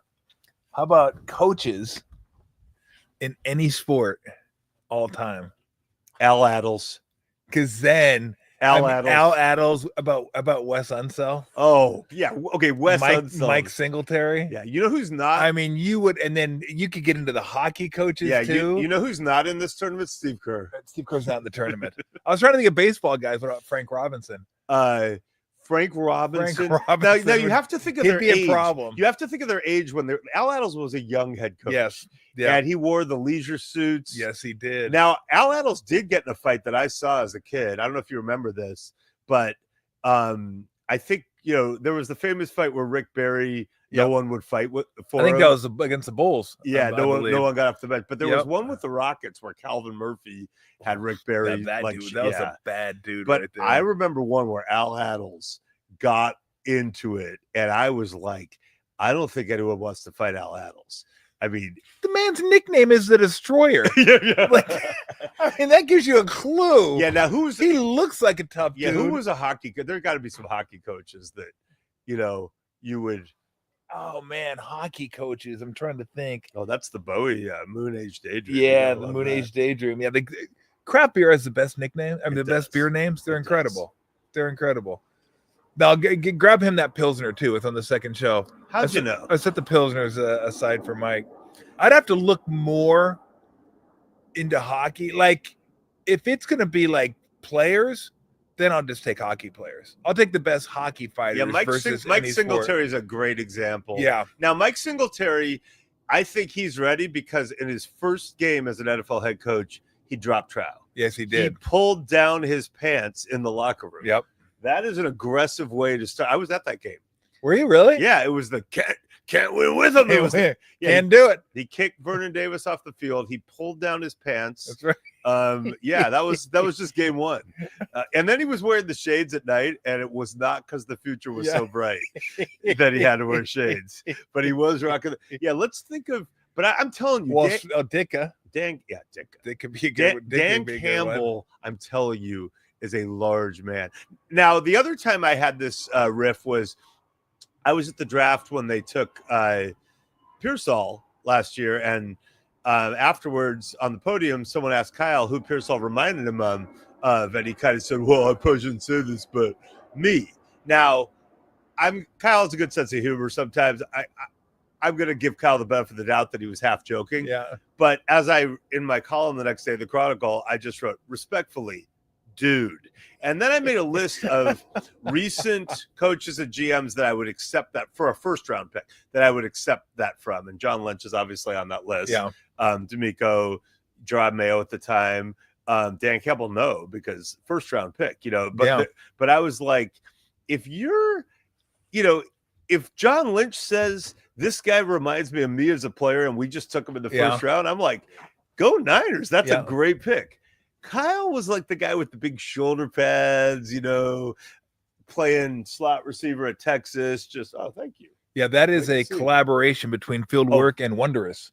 And by the way, Fieldwork's fantastic. That's where where we were yesterday, enjoying some of their fine products. You got to come up to Berryessa up my way in Yolo County. It is wonderful beers. You will love it. And they have an outdoor situation and bands. I love outdoor situations. Yeah, and you may have to sleep in Davis that night, but we got you covered. Okay. We got a puppy. We'll discuss that. Yeah, you can bring your dog. It'll be fun. Okay, a couple more NFL things. I do want to. I got to get to some questions about your book, which again I really enjoyed reading. And the book to me was cool because, I'll get to that in a minute. Because if I get going down that path, I'm going to forget what I'm going to ask. You can do an indefinite amount of talking about my book. No, I know. I figured you'd be. I figured you'd be okay. The with why that. is everything. It's available everywhere. The why is everything. A story of football rivalry and revolution. Was Rodgers Pittsburgh's first choice? Was Pittsburgh's Rodgers' first choice? Or were they both at the bar at 1:59 and looked at each other and went, you sound like you say that with some authority, Listen, so this is how I believe it went down. Rodgers was just kind of, I don't want to say confused, but Rodgers was just in a weird, he kind of had his soul stolen from him a little bit. And I know he's not always a very sympathetic figure lately since he's figured out the secrets of the universe and is eager to tell everybody. But to be charitable to him, he's one of the greatest of all time. He went to the Jets.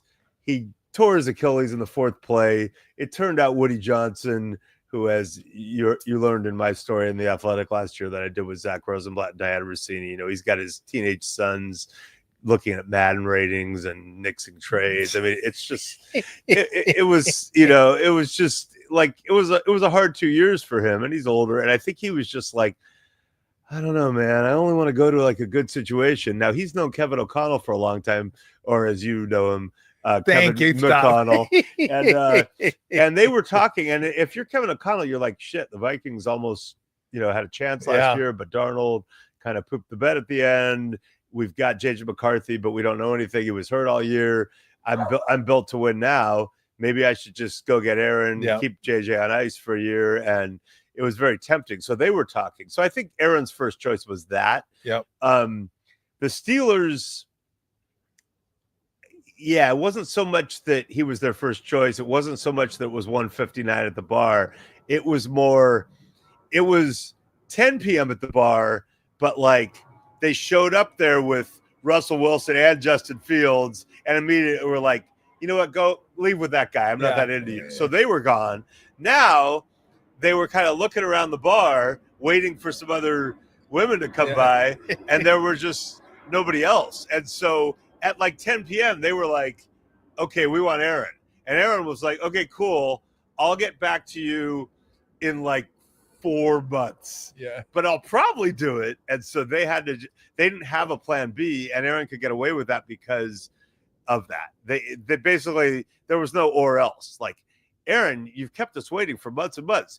We have to know or else. And he was like, oh, or you're going to have Mason Rudolph be your quarterback. Cool. Yeah. I'll still wait. And so I wrote about it. I went and saw Aaron in training camp. He said that he and Tomlin had this, magical connection, and they were talking the whole time, which sounds right. And, it'll be really interesting. But no, I think the Vikings were his first choice. You got it.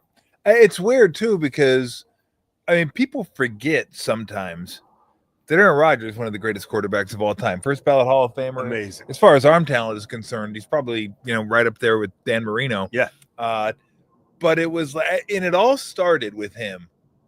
It wasn't just the COVID stuff, is when he said, yes, I'm immunized. And after that, it was like, just shut the fuck up. Just stop playing with us and just answer the question. We know you think you're the smartest guy in the room, but the problem is, if you think you're the smartest guy in the room, you're never the smartest guy in the room. And then it just kept rolling downhill. Because before that, it had some Kyrie vibes. Yeah, it did. But before that, he seemed to me like, he could be difficult and prickly sometimes, but it wasn't a huge deal. But then when he wanted to share his secrets of the universe all the time, I was like, okay, that's enough. I don't really, it's okay. I don't need to hear your opinion on this. My biggest thing that really messed with my head, I'm going to be honest with you, because, I went to Cal and I went to all those Grateful Dead shows in the 80s and stuff. But whenever people were like, oh, are you a hippie? I'm like, no, I just love showering and industriousness too much. So I'm really not. I like being around hippies when I saw the Grateful Dead and stuff. But and showering's a big, I overshower. I really love to shower. So when I heard about the darkness retreat, I was like, so wait, you have to poop, hope that you're pooping somewhere that is not a mess, and then you have to figure out how to clean up from that. And I don't want to be that enlightened that I'm not very clean after, you're no go on after that. A couple hours. Yeah, but though they could blindfold you and you can find your asshole. It's not like, oh, it's dark. Where's my asshole? You could find the asshole. It's always right there. But then are you disposing of the sit on something? Paper? There's got to be a toilet in the room. Yeah, you got to. Can't you just find it and sit on it? What if you get it scraped up on the? I don't know, man. Just because it's dark doesn't mean you're a year and a half now. You know what you're doing still. I don't really. I have faith in you, Mike. I think you could find a toilet in the dark. I think my wife says this about me. She goes, you are really, really great at a few things and know it, but you're also very at peace with the fact that you're really, really incompetent and bad at many things, and you don't even try. And I'm like, that's very well stated. So it's not like I'm cocky. I just know, I know if it's writing, I'm pretty good at that. I could do that. But if it's anything mechanical, I'm like, can we call someone? Because I can't do it. Assembling a kid's toy. I might be the worst person at that's ever existed. I'm okay at following, and it's funny because I never was growing up good at following orders or instructions. I always seem to screw those up somehow. But I'm pretty good at cooking and following cooking instructions, and I'm pretty good at following instructions on how to build stuff. If I have to go off script a little bit, toast. I'm absolutely toast. My son can do it. My dad could do it. Brother could do it a little bit. Somehow it just leapfrogged me. That gene leapfrogged me. Because if there's a screw missing, I'm like, okay, fucking. But it turns out you were really good at playing basketball. Thank God. Broadcasting and drinking beer. Yes, I would like among other things. I would like to say elite at drinking beer. Elite. So, like Joe Flacco's elite at quarterbacking. All right, let's get into the book a little bit. Because here's why I love the book so much. Because throughout my career as a broadcaster, when I'm interviewing somebody, especially a coach, whether it be Steve or Kyle or whoever, I'm not so concerned with the answer or the results. I want to know the process. What led you to that decision to call that? I wanted to ask him why he decided to take the ball first in the Super Bowl against the Chiefs. And it was because the defense was tired. And I was like, I get it, but I still, to me, you always take a second. But that's fine. That's what I want to know. What is your process leading to that? Because the results you can call a shitty play, it could turn out great. You could turn it vice versa. That's what I love about your book, is like it kind of gets down to what their thought process is and how they go about looking at football and creating stuff. When did you come up with the idea? And the access you had was phenomenal as well. And I just love to see their process and how it plays out.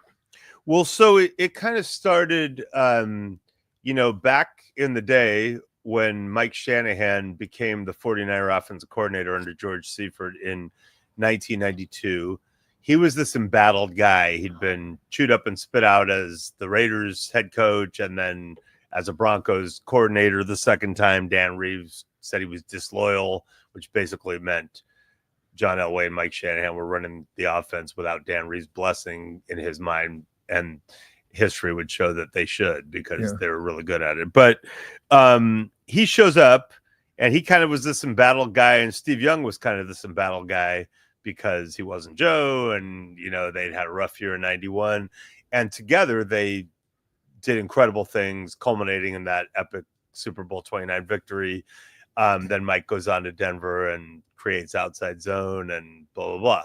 So I'd always kind of watched that. And I remember Steve telling me at the time, like, bro, what Mike Shanahan does is crazy. Every week he takes apart the opponent's scheme, finds out their rules, figures out how to do something to manipulate it, messes with them. Then he tells us all week, and especially right before the game, the night before, how we're going to take them apart. It's almost a spiteful thing. Like, these people don't know what we're about to do to them. They think they can do this. Watch, we're going to expose them. He goes, he makes it super personal with the opposing coordinator or coach.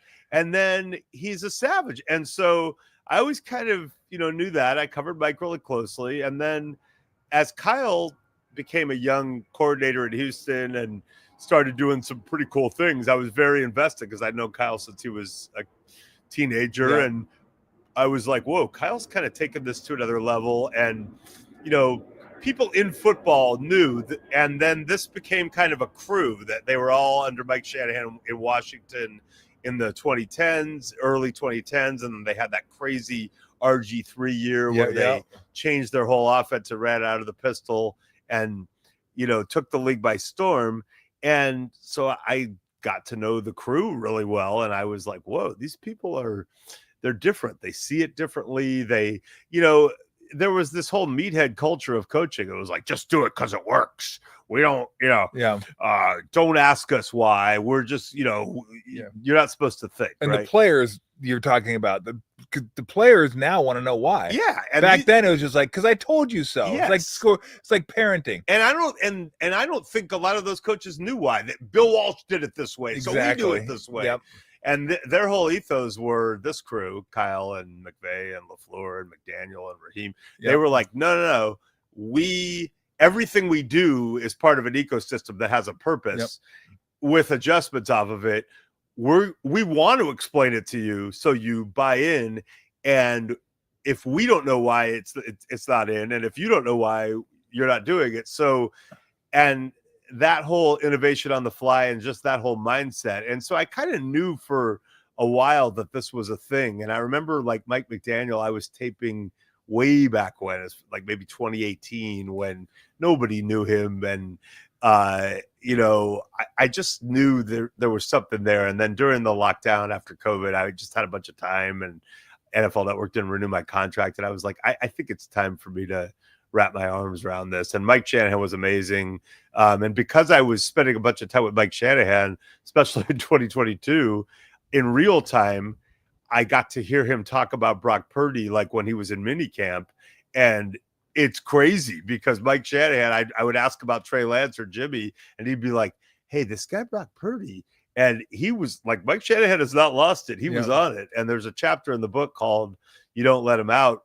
And that's in Chicago the day before Trey Lance's first game as the starting quarterback in 2022. I go to visit Mike Shanahan in his hotel room in Chicago, and he brings me in, and we're sitting there, and I'm asking about Trey, and he pivots again to Purdy, and he says, when you have a guy like that in your building, you don't let him out. And I'm thinking, like, are we talking about Brock Purdy? Like, he's the third string quarterback. He was the 262nd pick in the draft, and apparently he was on it before most. Yeah, it was interesting because in the book at one point, the players kind of started transitioning into wanting to know why. And the one guy that you highlighted was the guy for the tight end for the Redskins at the time, Chris Cooley. Yes. And every time I think of Chris Cooley, He's your kind of guy. I think of Led Zeppelin. Keep it Cooley, baby. Every time I think of Chris Cooley, Led Zeppelin. Chris Cooley's your kind of guy. And Chris Cooley and I, I'm not ashamed to admit on this, public forum, whatever the hell this is, that we have Chris Cooley and I and some others, but especially Chris Cooley and I, are responsible for some of the greatest prank calls in NFL history involving multiple teams, coaches, players. We have fooled people. This is the era, before it's really hard to do prank calls now. No one gets their phone and there's caller ID and stuff. But we had so many people convinced that the Broncos were trading for Carson Palmer when he was on the Bengals that John Fox later told us that he, John Elway, and all their personnel people had to have a meeting to discuss the potential trade that we also had people on the Bengals believing was possibly happening because we just kept calling as someone from the other side. We did so much damage, and usually involving large quantities of alcohol, often at his home then in Virginia, way out in the boonies. But Chris Cooley, we still have prank calls going on former NFL players that don't know that the prank, it still hasn't been revealed to them. Like, there's a former offensive lineman in the NFL who thinks he was offered a job twice by a general manager to join a team's coaching staff. He thinks that that's happened, and he still doesn't know. Chris Cooley wanted us to rent out like a WeWork office, fly him to the city, pick him up, have someone pick him up at the airport, and drive him to the WeWork office for a job interview where Chris Cooley and I would be sitting there going, "Good Lord, gotcha!" Yeah, it's very interesting. That is elaborate. Anyway, back to that's elaborate. It really is. Holy! Now, was that your best one? The Bronco one? Okay, what was your best prank? Well, there's the worst and the best. Okay, give us the worst and the best. One of the great pranks was we got Chris Cooley and I was with Brent Selleck and some Eagles day drinking between training camp 2-a-day practices in Bethlehem, Pennsylvania. And we, I think someone was holding out Kevin Boss or somebody on the Giants, and we pranked Chris Cooley and convinced him that he'd been traded for Kevin Boss. And it was a very intricate thing, but he said that he was on to us when the person calling, I guess it was Jerry or whoever the Giants GM was supposed to be, told him, "We think you're the best tight end in the division." He goes, "That's when I knew it was a lie. Nobody thinks I'm the best tight end in the division." But anyway, the best one and the worst one, because it was brutal, was we were very drunk late at night at Cooley's house. That's a theme here. And we were, we called up a former NFL star who at the time was broadcasting, I think still is, and said that we were Fred Godelli. Cooley did it. He said he was Fred Godelli from ESPN or ABC, and that John Gruden, it was a secret, but was going to come back into coaching, and they needed someone to replace him on Monday Night Football, and that we wanted this person. And it was a voicemail, and we forgot because there were so many calls, including, I think we called Jason Campbell as the ghost of Al Davis. Like, it got off the rails. So the next morning, Cooley and I were sitting there just hungover, trying to eat like some greasy food and drinking water up on the stools, and his phone rings, and he goes, "Oh, it's said former NFL player," and it all came back to us. And I had to watch as Cooley said, "Hey, dude, because he called back thinking it was Fred Gaudelli to accept the job, and he called back and said, "Hey, dude, it's Cooley," and then the guy goes, "Oh yeah, I knew," and like it was painful because he did not know his dream was crushed. God So that was a dang. good one, but also we're going to hell. You guys are harsh. It was. I think it was. I'm gonna guess alcohol had something to do with just about every alcohol one had of something to these. do with that one. Yeah, that was bad. That one probably. Okay, no. everyone. Here's the best one. Okay, I'll tell you the best one. Okay. Okay, so you know who Jay Feely is? He was the longtime NFL kicker. Do you know who AJ Feely is? He was a quarterback in the NFL who got a big contract at one point with the Eagles. Well, AJ Feely and Jay Feely. One is Feely with an E at the L-E-Y. One is L-Y. Well, we started this thing that went on for a period of years where every time one of them would be in the news, we'd call the other as though he was him. In other words, Jay Feely missed a game-winning field goal. We'd call AJ Feely and go, "Dude, I can't believe you missed that field goal." And then if AJ Feely, threw an interception, or Jay Feely said something political, and we'd call, and it was a long, protracted thing to the point where at one point, I think it was AJ Feely was yelling on the other line. I could hear going, "I'm AJ Feely. I'm a quarterback for the Miami Dolphins. That's Jay Feely you're thinking of. He's a kicker." And so finally I get a text one night, and it's from a casino in Vegas, and it's Chris Cooley standing next to AJ Feely, who's flipping off the camera. And I'm like, "What?" And he's like, "I had to tell him, dude. We were at the craps table." So I think AJ Feely now knows, but I don't know if Jay Feely knows. So hopefully, Jay, this is the big reveal. We had an AJ Feely, Jay Feely. Because one thing about me is I will stick to the bit. You can ask people. Bro, you are a menace. I will stick to the bit. Just a menace. I will stick to a bit longer than anyone ever. And we just stuck to the bit. Man, that is insane. Yeah, that's our masterpiece. So let me ask you, because I wanted to go back to the book. I wanted to ask you what you learned about the coaches that you covered that maybe you didn't know going into writing the book. That's a great one. Well, one thing I learned is that everyone just likes Raheem. He seemed like a really likable guy. There's a chapter in there called Enemy Friends, which comes from a quote from Raheem about Sean and Kyle, which, enemy first, probably for a reason. But, Kyle and Raheem are like best friends. Like, they even got arrested together, and that was Kyle rushing to Raheem's defense for what he felt was racial profiling, which, as McDaniel tells it, it was as if Kyle discovered that racial profiling existed in that moment and was asking for badge numbers. But that's when they were very young. But like Kyle and Raheem are like legit best friends. But then Raheem went with Sean and helped Sean beat Kyle and win a Super Bowl. And Raheem and Sean are also very close.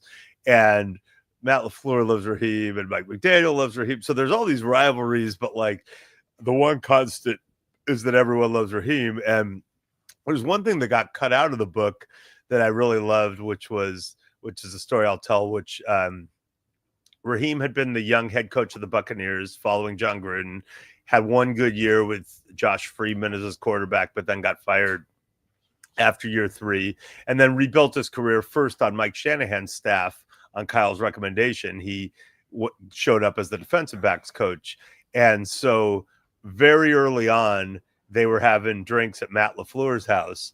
And Matt LaFleur's wife, Bree, is really funny. She's kind of this spunky Midwestern woman. And Raheem, I think they were at Raheem's house.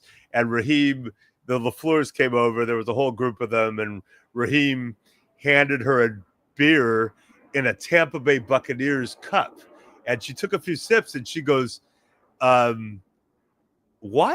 if we work for the Redskins, why are we drinking out of a Tampa Bay Buccaneers cup? And he goes, "Because they made me rich, bitch." And everybody cracked up. And like only Raheem Morris could get away with, dropping the B word on a woman he didn't know that well. And like the story's still being told lovingly by Matt LaFleur. Like it was this great moment. They made me rich, bitch. That's hilarious. Oh my God. So yeah, that's one thing I learned. Everyone loves Raw. They're all still trying to please Kyle. Like Kyle is the OG and the one that they still think is on the highest level. And they all have swag, and they all think they're good. And they all, McDaniel, there's a whole chapter called The Liberation of Mike McDaniel about him trying to get out of get out from under his thumb. But in the end, there's a part of them all that is kind of like, I got to show Kyle that I'm worthy.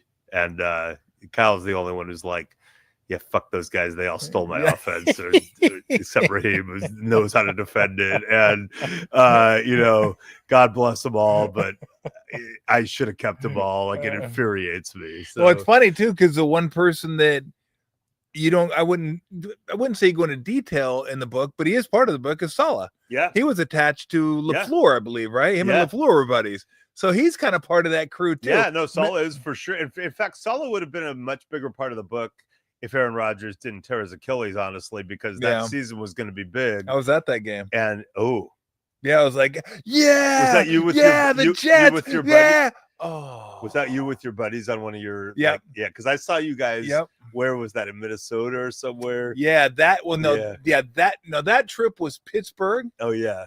To I saw New York. I might have saw you in Pittsburgh. Last year was Minnesota. Yeah. Last year was Minnesota and Niners. Yeah. And Alabama, Wisconsin, Texas, and that was great. They played Michigan, so yeah. This year's New Orleans. Yeah, it seems like a really wholesome experience, that trip. Absolutely. You and some of your boys, absolutely, going around to football games, probably having a few, iced teas. Cocktails, absolutely.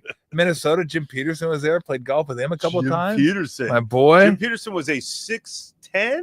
Yep. Backup 4 who had a nice career. Backup 4, backup 5. Yeah, remember he played 5. He went to the finals with the Rockets. Yeah, when they had the Twin Towers. Where did Jim Peterson go to college? Minnesota. Yeah, that's what I thought. He's a golden gopher. He's a golden gopher. Yeah. No, but it is amazing. He's had a nice career to see all those guys on the same staff of the Redskins that have had the success that they had. Kyle's gone to 2 Super Bowls. McVay's won a Super Bowl. LaFleur doesn't quite got there, but he has them on the rise. They consistently went to the championship game 2 of his first 3 years. Yep, exactly. First 2 years. Yeah, Saleh hasn't had the success as a head coach, but I mean, I hope he gets another shot at some point. I think he will. And McDaniels, not sure how that's going to go there. Miami seems like a Ferrari that if you get it in the snow just a little bit, it's going to go, I'm breaking down. Right now, it seems like a Ferrari that a couple of the 15-year-old kids took out for a joyride. Yep. Even though the dad, kind of, watched them leave the house knowing they were going to do it. So I think Mike needs to, get control of the Ferrari. Yeah. And we'll see how Raheem does this year. I mean, I think Penix is going to be an upgrade. Cousins really struggled last year. Drake London was incredible at the end of last year. Bijan Robinson. Well, they drafted about 9 defensive ends, so you think they'd be able to find a pass rush. And just so you know how Raheem is, the paperback's about to come out of The Why Is Everything, a story of football, rivalry, and revolution, available wherever books are sold. The paperback, I got to write an extra chapter for the paperback, and it was about last season. And I put in there's a text from Raheem. They came really close to making the playoffs at the end with Penix, and they just fell short. I think they went 8-9, 9-8, but they just fell a game short. And I texted him afterwards and tried to say something reasonably upbeat, and his return text was "fuck."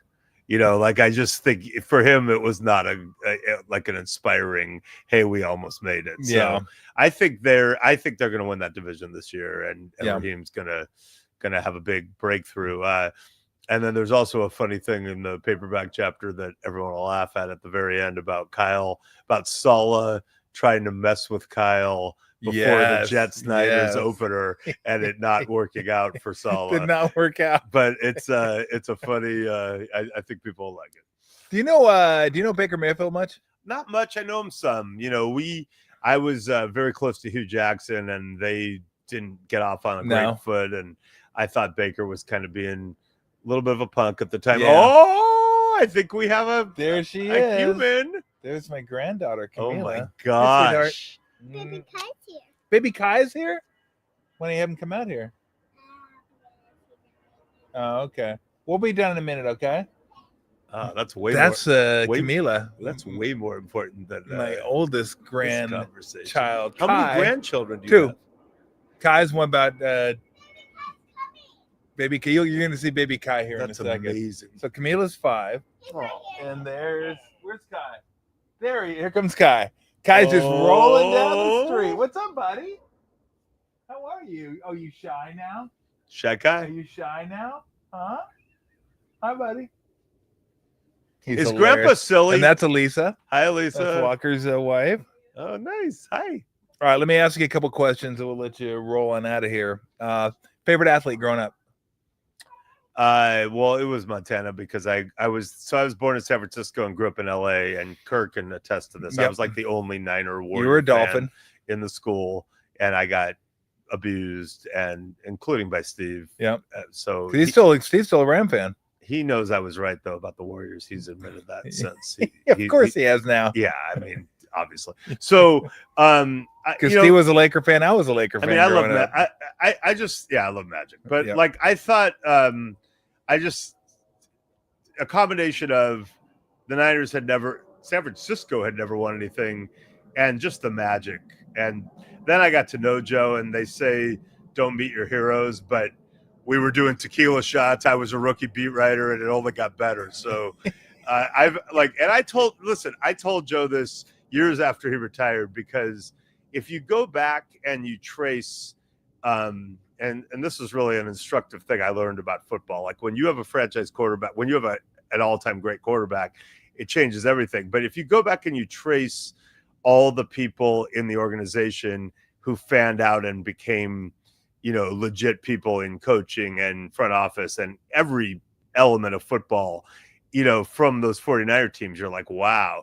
And I said, we're having drinks one time, and I go, you know what, bro? I rode your coattails too. I'm not too proud to admit it. Like you think if I was covering the Tampa Bay Buccaneers of that era, I would have got to Sports Illustrated? No chance. So like I rode the Joe Montana wave as well as anyone. But I think it was Montana. Craziest. Let me phrase it properly. I don't want to say craziest because you've had a lot of crazies. Crazy nights, crazy interviews, crazy interactions. Take your top crazy in the NFL versus Rodman.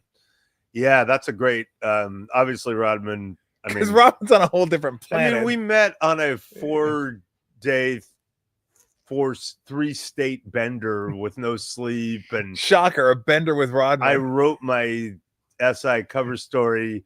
There were wild birds, exotic birds making noises, but also Rodman and a stripper friend making noises. I was writing in real time, and we had dinner in a gay bar. So like it was, that was just a typical night, baby. So like, okay, so my NFL crazies, and I do always find the crazies, really close with Andre Rison. Bad Moon Rising. And I once wrote that rolling with Rison was the closest thing to stepping inside a gangsta rap video from that era. Like it was probably stuff I shouldn't have been doing because other people probably had guns or people I was with, but like he was crazy. Barry Switzer, very close to Barry Switzer. Crazy. Really? Oh, crazy, but lovable, crazy. I'm trying to think if there's ever been Chris Cooley's pretty crazy, but keep it cool, baby. I think Rodman, NBA, you can just get away with more. Yeah. It's not, they always tell this story, Rodman and his, friends from Oklahoma, the guys that he, grew up with after he got adopted when he was in junior college. But that they always tell a story. So Chuck Daly, as legend, and you know how he dressed with the Italian immaculate suits and the beautiful hair. And he was the closest thing Rodman had to a father figure in this life. Like Chuck Daly, Rodman loved Chuck Daly. That was like whatever Chuck Daly says is gold. Well, they always tell the story that they were staying during the playoffs in one of those must have been like a Hyatt Regency, one of those like indoor atrium hotels where you could see down into the thing, and they were staying on a very high floor, and Chuck Daly was standing down there in the atrium, and Rodman's buddies somehow decided it would be a good idea to take a giant tub of ice water and dump it over the top. And they doused Chuck Daly from like 20 floors above. And he was like, "Ah, I'm going to find out who did this." And I don't know if he ever found out, but like, no one in the NFL would ever do that to, like, you know, to that Bill Walsh or something. It would just not happen in the NFL. You'd be too scared of getting cut. And here's Rodman, like the 8th guy on the team or the 7th guy at the time, and somehow I don't know if he sanctioned it, but like, yeah, I mean, is LeBron James throughout his career, has he been really scared of, like, if he says something that's perceived as critical, or they're gonna get rid of him? You better watch out, man. All right, favorite meal growing up. If you knew your mom was cooking this, you couldn't wait to get to the dinner table. I mean, well, first of all, any Mexican food ever at all times, including Campo's famous burritos in LA. If I knew my mom was cooking this, now my mom's a really, really good cook, but we had some weird stuff in our rotation growing up because my dad was like really early health food kick. Oh, really? My dad did some weird stuff. Like, my dad had been a little bit overweight growing up and then has been super thin his whole life. He's 6'4", really fit, works out, runs, played basketball into his 70s. Oh, wow. Yeah. So my dad, he did some weird stuff. Like, he decided we'd go on these camping trips every summer, always north, always Bay Area, and then as far north as Canada. And my younger sister and I would be in the back seat, and my dad would be in the front, and my mom would be in the front, my dad would be driving.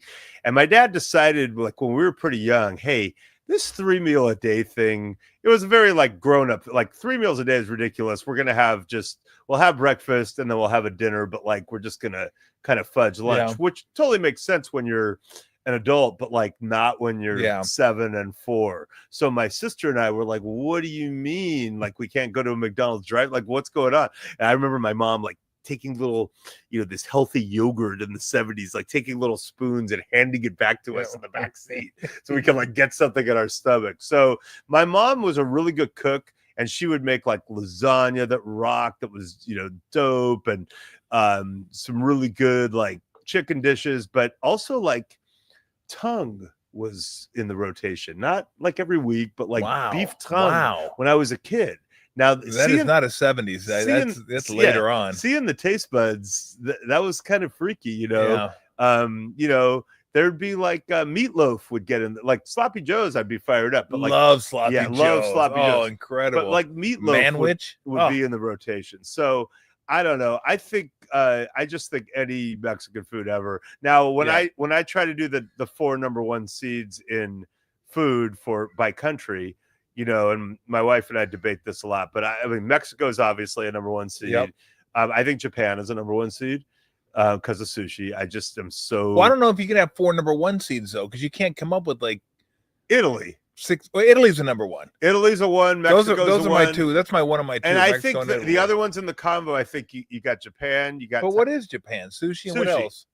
I don't care. It's just fish. I can get fish anywhere. And then I think the U.S., especially with California influences, but I think USA. Yeah, but what does U.S. do that isn't inspired by another country? Well, I was thinking about that. It's inspired by, but like what we've done to Mediterranean, our takes on Mexican and California, certainly.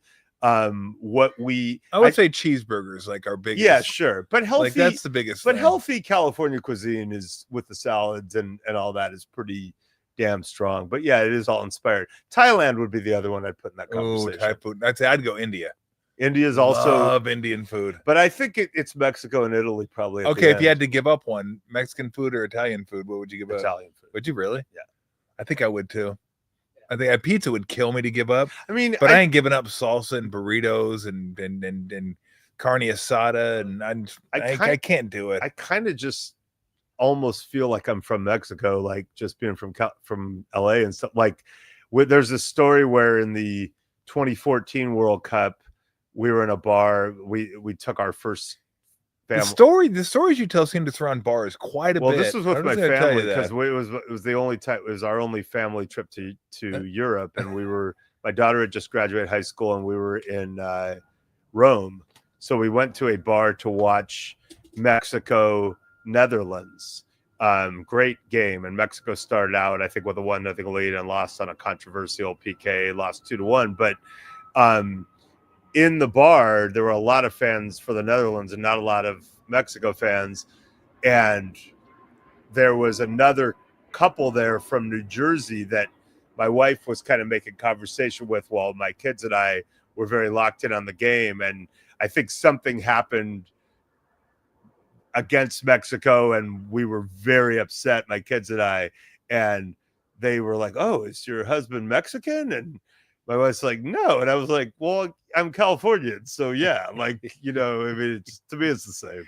Please tell me when you were in Rome, at least once you went. One in Rome. No, you gotta do that once, don't you? I don't know. I probably, because I do love the dad jokes. Yeah, I mean, it's stupid stuff. I mean, I think like the question is, like, when you're in Denver, do you order a Denver omelet? Never thought about that. I don't think I ever have. You might, because I don't like Denver omelets. I don't either, but yeah, I'm not a Denver omelet But guy. would you do it? No. I'd be too busy at the craft to get a great craft beer in Denver. Would you? Fantastic. Would you insist on Swiss cheese in Switzerland? Like, it's like, how far do you go? I insist on Swiss cheese everywhere. Swiss cheese is That's great. my favorite cheese. It's great cheese. Yeah, fewer calories, get the holes. Mm-hmm. But I like it anyway. Max cheese. says no to Swiss cheese. Really? What cheese you going? Cheddar. Cheddar's amazing. Cheddar's good too. Amazing. Yeah, Lumberjack's I mean, amazing. look, cheese is good. Cheese is okay. great. Let's all agree cheese is good. I'd be a really like bad the vegan. worst cheese is still fine. Well, but Swiss to me, the worst cheese is still fine. But like my buddy Andy, who I grew up with, so his mom would like to, have some more exotic food in the house, and he was the third of 3 boys, and we all would like to skip school once in a while when we were at elementary school and pretend we're sick. But he was the third kid, so she was kind of onto him. And so if he pretended he was sick, it wouldn't work. So what he would do is he would go in the refrigerator, and she had something called Limburger cheese. Limburger, which is like makes blue cheese seem pungent. And yes, it was so disgusting. Yes. And we were like 9 years old. So he would literally go eat some Limburger cheese and then throw up. And the mom would think, oh, he's sick, he threw up. So that's the commitment level he would go to stay home from school.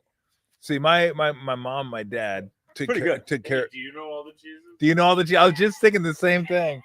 The bit Kruger and Radnich did. Do you know Havarti? Yeah, yeah. We got a cheese consigliere to come in. I know a lot of cheeses. My wife will go appetizer cheese. Yeah. With like, this is how bad my wife is. So blue cheese, fantastic. So like so all the kids come home. It's right when the Rudy Gobert thing's happening. Like the world's about to shut down. Yep. And my daughter, who at the time was at Cal or had graduated, I think Cal, my daughter, my oldest, and I were like, okay, not to be freaks, but like, we need to go to the store right now and start loading up on some stuff. Should have been toilet paper. We didn't know, but like, we were like, we need to start getting supplies in case like they do a real lockdown for weeks, right?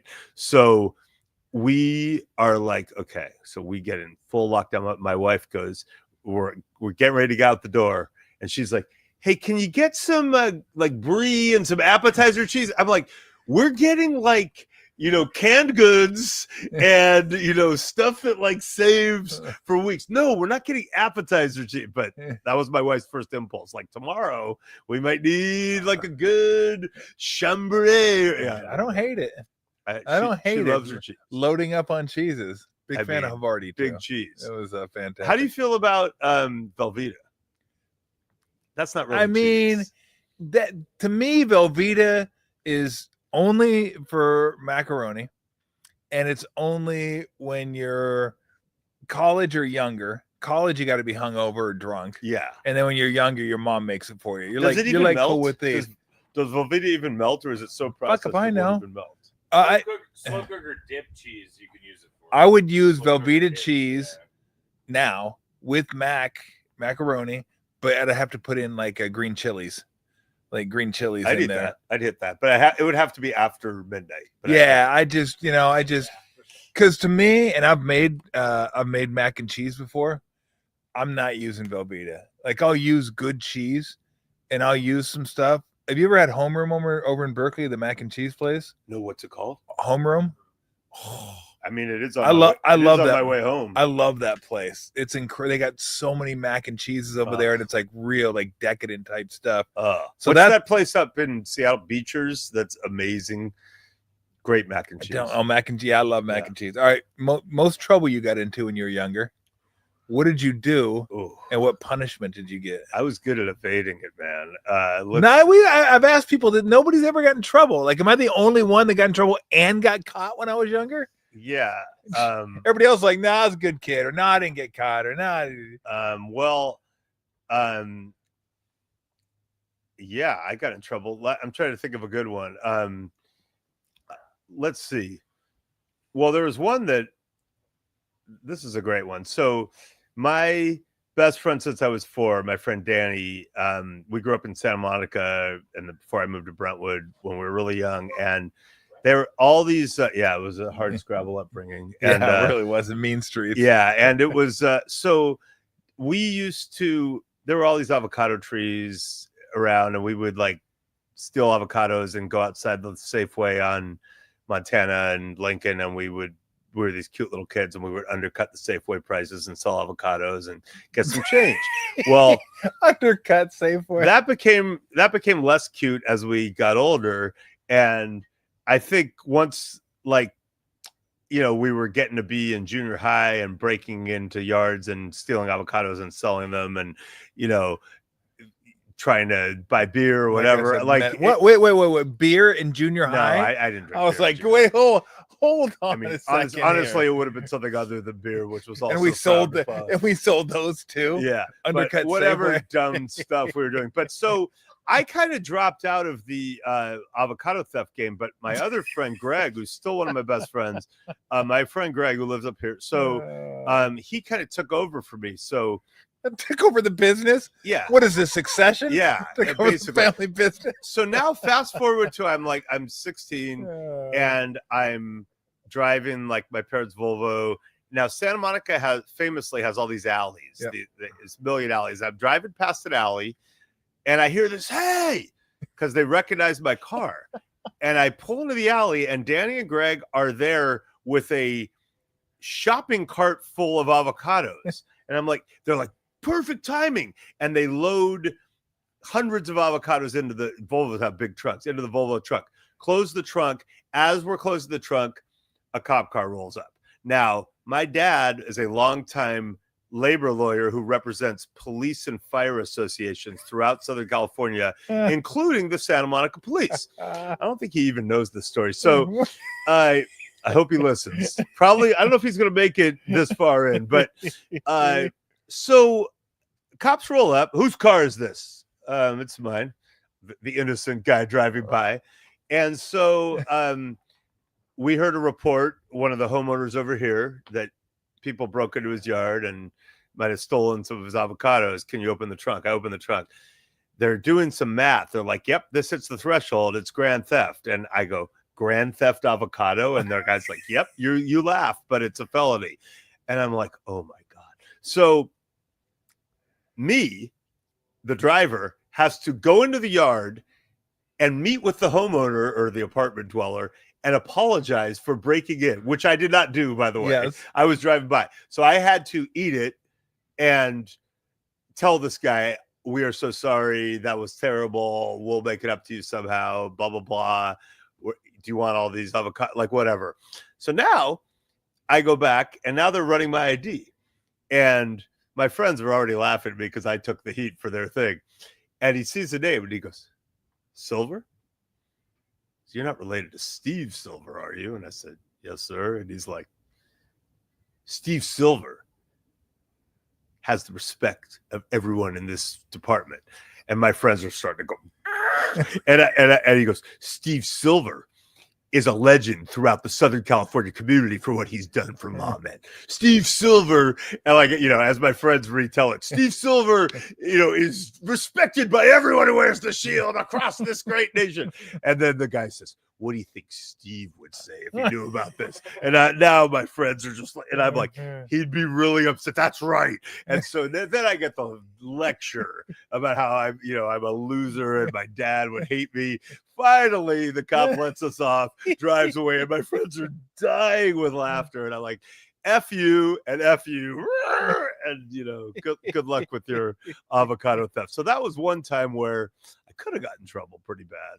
That's pretty funny though. Yeah, my dad was my dad didn't handle it well when I misbehaved. So my sister and I had very different strategies. My strategy was completely lie and try to get away with it, and my sister would just blatantly be insubordinate and see if they had the courage to do anything about it. If you did get in trouble, what was the punishment usually? Did you get spanked? Did you get put in your room? Was it like no TV? They were a little bit early on the, hey, we don't spank, but yeah, you're lucky on that train. Yeah, I know.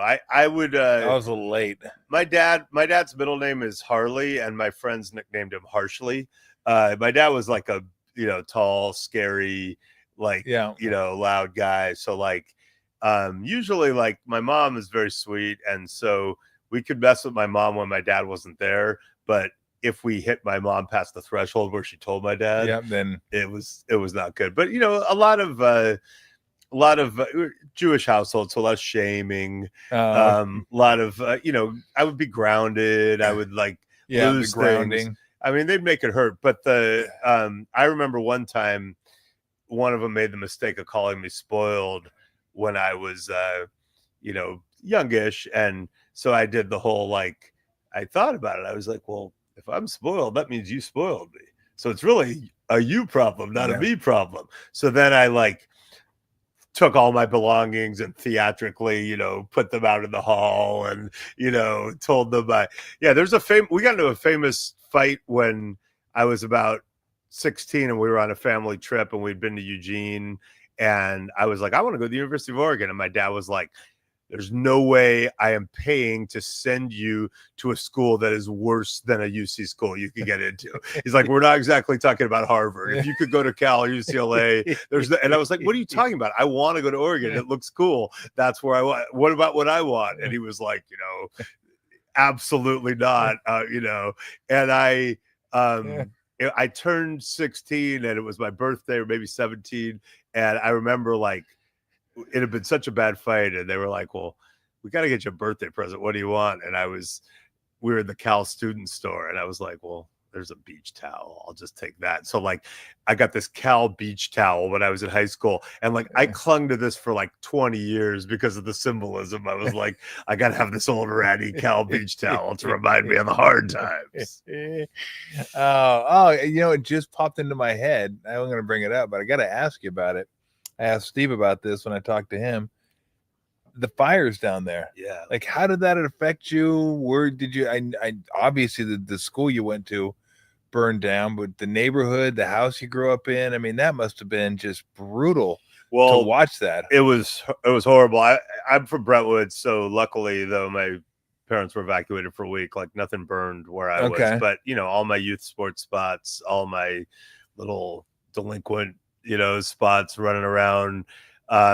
Honestly, I mean, first of all, I haven't been back, and I don't know if I'm emotionally ready for it.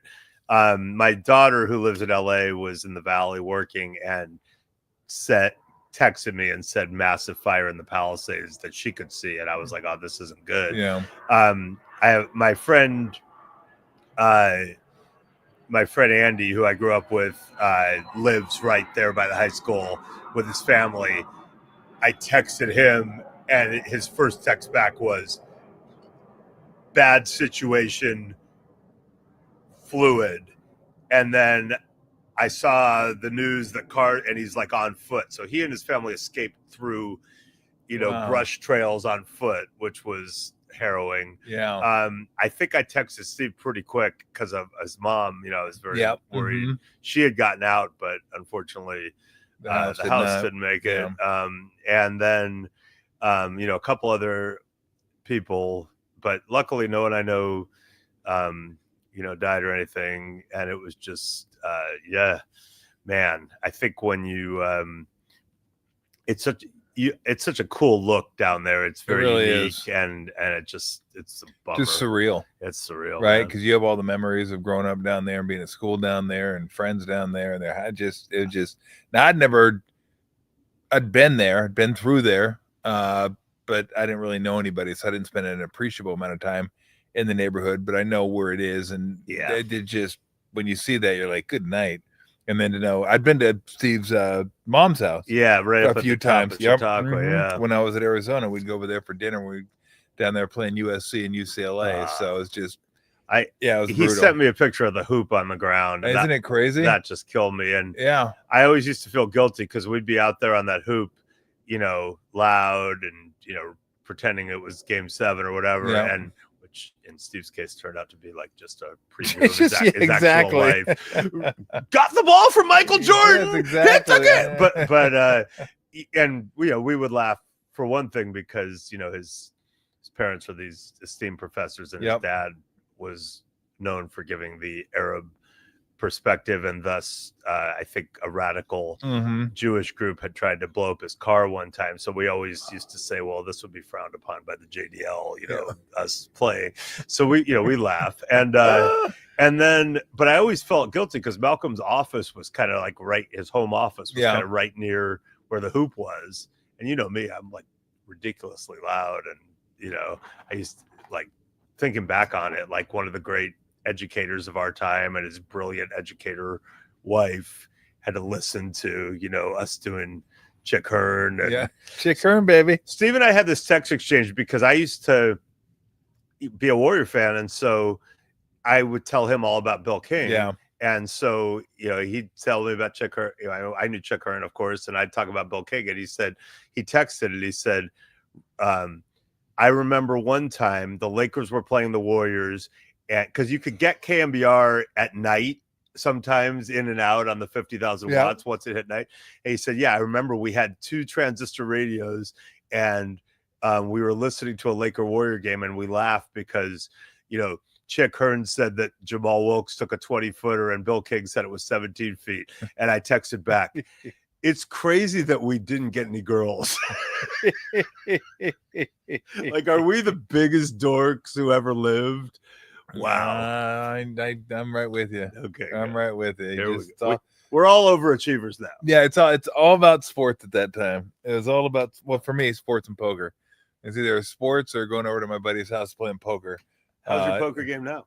I haven't played in forever. Remember when Hold'em got big, right? ESPN, No Limit Hold'em, World Series of Poker. Then it became really big, and then it started to die down a little bit, and I started having fewer and fewer games. I haven't played poker in forever, so it's one of those things. If you don't play, you kind of lose the feel for it. But I still love playing. It's still fun trying to outwit people, and maybe we can get a game with Chris Cooley invited. And I'm in. You kidding me? By the way, once we start invite Chris Cooley, I'm in. Once we start looking at your phone list, it could open up a whole. We don't have great basketball connections. I don't even know who I have. It's so funny. Have Nelly? I have Nelly. Oh, okay. I have Nelly. I can think of a good Nelly prank. Dude, Nelly. How about that? My favorite Nelly story was we go over there, and I asked Nelly I think it was around Christmas time, if he has a property that we could rent for the holidays. And he told me, he said, well, you can stay in our house. We're going to be in the Bay Area for the holidays. And he goes, you can stay here. I won't charge anything. Just take care of the dogs. We have 3 dogs here. So we're like, absolutely, love dogs. We'll take care of all the dogs. Well, his daughter was there anyway. She took care of the dogs. And I was like, well, I'll take care of them at night, bring them inside, let them hang out. And I used to watch TV. They'd be on the couch, petting them or whatever. So it was like super cool. So I got to stay there. And then you walk toward the street, and there's a game room out there. Open it up, big screen TV, kick back on the couch, watch the games in there. And he had a poker table, which, me and Lori and Weston and Walker and Haley all sat down. We were playing cards or whatever. I took $20 out for each of them. I killed them. I think we're playing a different game, but there's a picture he has. Like God, it's probably like I don't know, 3 feet by 2 feet. It's not a picture; it's a painting that he has above the poker table. And Weston looks at it and he goes, "Is that Woody Harrelson?" I go, "Yep." He goes, "That Owen Wilson?" I go, "Yep." Willie And Nelson. I go, "You don't know him, but that's Willie Nelson as well."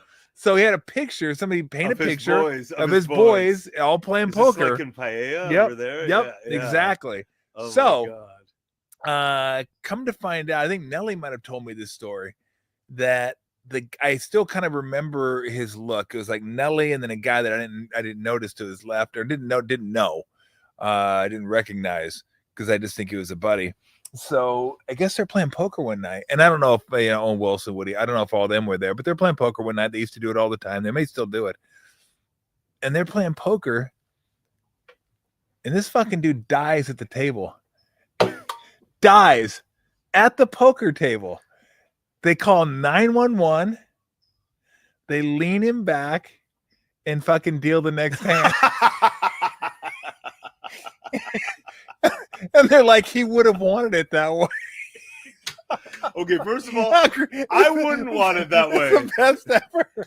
He would have wanted it By the that way. Meanwhile, Willie Nelson is in his 90s, still performing, gets high every 2 absolutely. seconds. Willie Nelson is never going to die.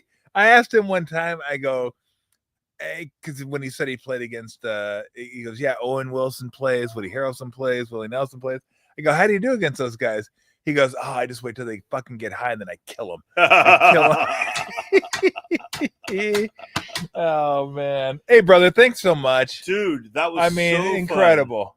And absolutely incredible. I want to commend us on our restraint for barely drinking. Yeah, we had 2 beers each. Yeah, well, I'm not. I'm 1.5. Oh, 1.5. You don't even need to finish that one. Yeah, I won't. Yeah, you don't need to. I remember the first time after college where I realized I could leave a bar without having to chug the You don't have to. Yeah. Right? Like you get to a certain age, I call that maturity, where you're like, yeah, I just leave it sitting there. It's fine. Yeah. I don't have to finish it. It's a weird mental barrier. Yeah. Because you're so ingrained. Like, I remember when we started college, my friend Greg and I were so insecure, we would always be by the keg at parties because we got to be close to the keg. Yeah. Just in case we need to refill. And, the party comes to you that way. Well, it's funny because I remember speaking of drinking, because I don't know if your parents ever said this to you, but my parents would say it to me, you don't finish your dinner.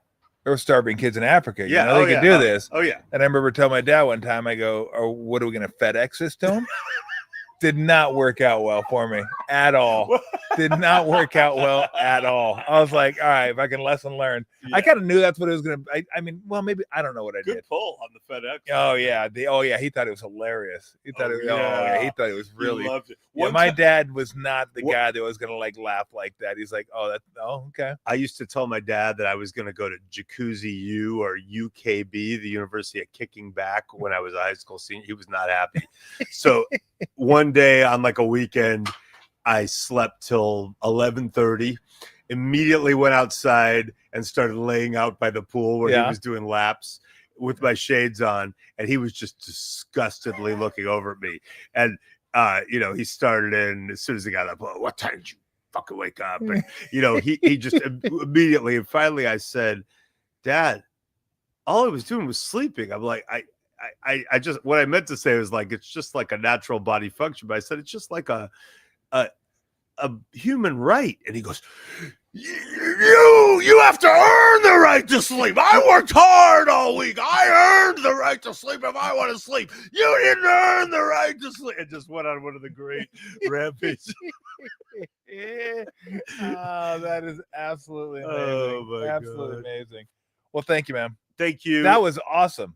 I So much fun. really enjoyed the conversation. You're the best. Thanks, brother. I appreciate it. Will you take a photo of us to memorialize this? All right, everybody. Enjoy. Hope you enjoyed. Yes, we got all this stuff back. And make sure it's coming up on paperback. The why is the reason. Is everything. I knew it. That's why is everything. You heard me say it twice. I was like fishing for you to step in and you didn't quite step in for me. The why is everything, and then what's there's more to it. A story of football, rivalry, and revolution. It's on my social media bios. You can't miss it. Wherever books are sold. It's worth reading. It really is. You don't have to be a football fan, but if you're a football fan, it's got you covered, and it really just kind of explains these guys' friendships, their journey, their visions, their thought processes, the competition they have between one another, the friendship they have between one another. It's a really, really cool read. So I want to do a book on the Sean Kemp 2 tomahawk dunks over Alton Lister. Yeah, I'm not going to participate in that. I was not happy with that at all. Dude, I was like fucking Apollo Creed's trainer. I was like, get out of there, because I could see him coming, and he was winding it up. I was like, oh shit. I was like, Alton, just jump and knock the crap out of him. Like, knock him out of the air. Don't just stand there. You've never seen a sports writer celebrating like a dork with Sonic fans. No, that's not true, and that's not true for Sonic fans. You remember a guy named Sal Masekela? Yeah. He worked at ESPN first year. ESPN got basketball. I worked with ESPN that year. And it might have, as me and Mike Tirico were calling the game. Nice. And I forget who it was, Seattle versus whoever. So Sal Masekela is behind. And Sal Masekela is a guy you out there may recognize the name. He does the X Games. So he's an announcer for the X Games. Got the dreads and everything. Super cool guy. But it wasn't really a basketball announcer, but they put him in there, kind of hip up the show and that kind of thing. So Sal Masekela is behind the Sonics bench at the time. I forget if he just interviewed somebody or just listening in to see what they're going to do. They're down like 1 or 2 at the end of the game. I forget what it was. They come down. And by the way, he works for ESPN. Seattle hits a buzzer beater. I don't know if it was a 2 or 3, but they went by 1. A buzzer beater. Bang. Everybody in the court going crazy. Camera pans to the bench. Everybody's like jumping up and down, high-fiving. And there's fucking Sal jumping up and down, high-fiving the Sonics.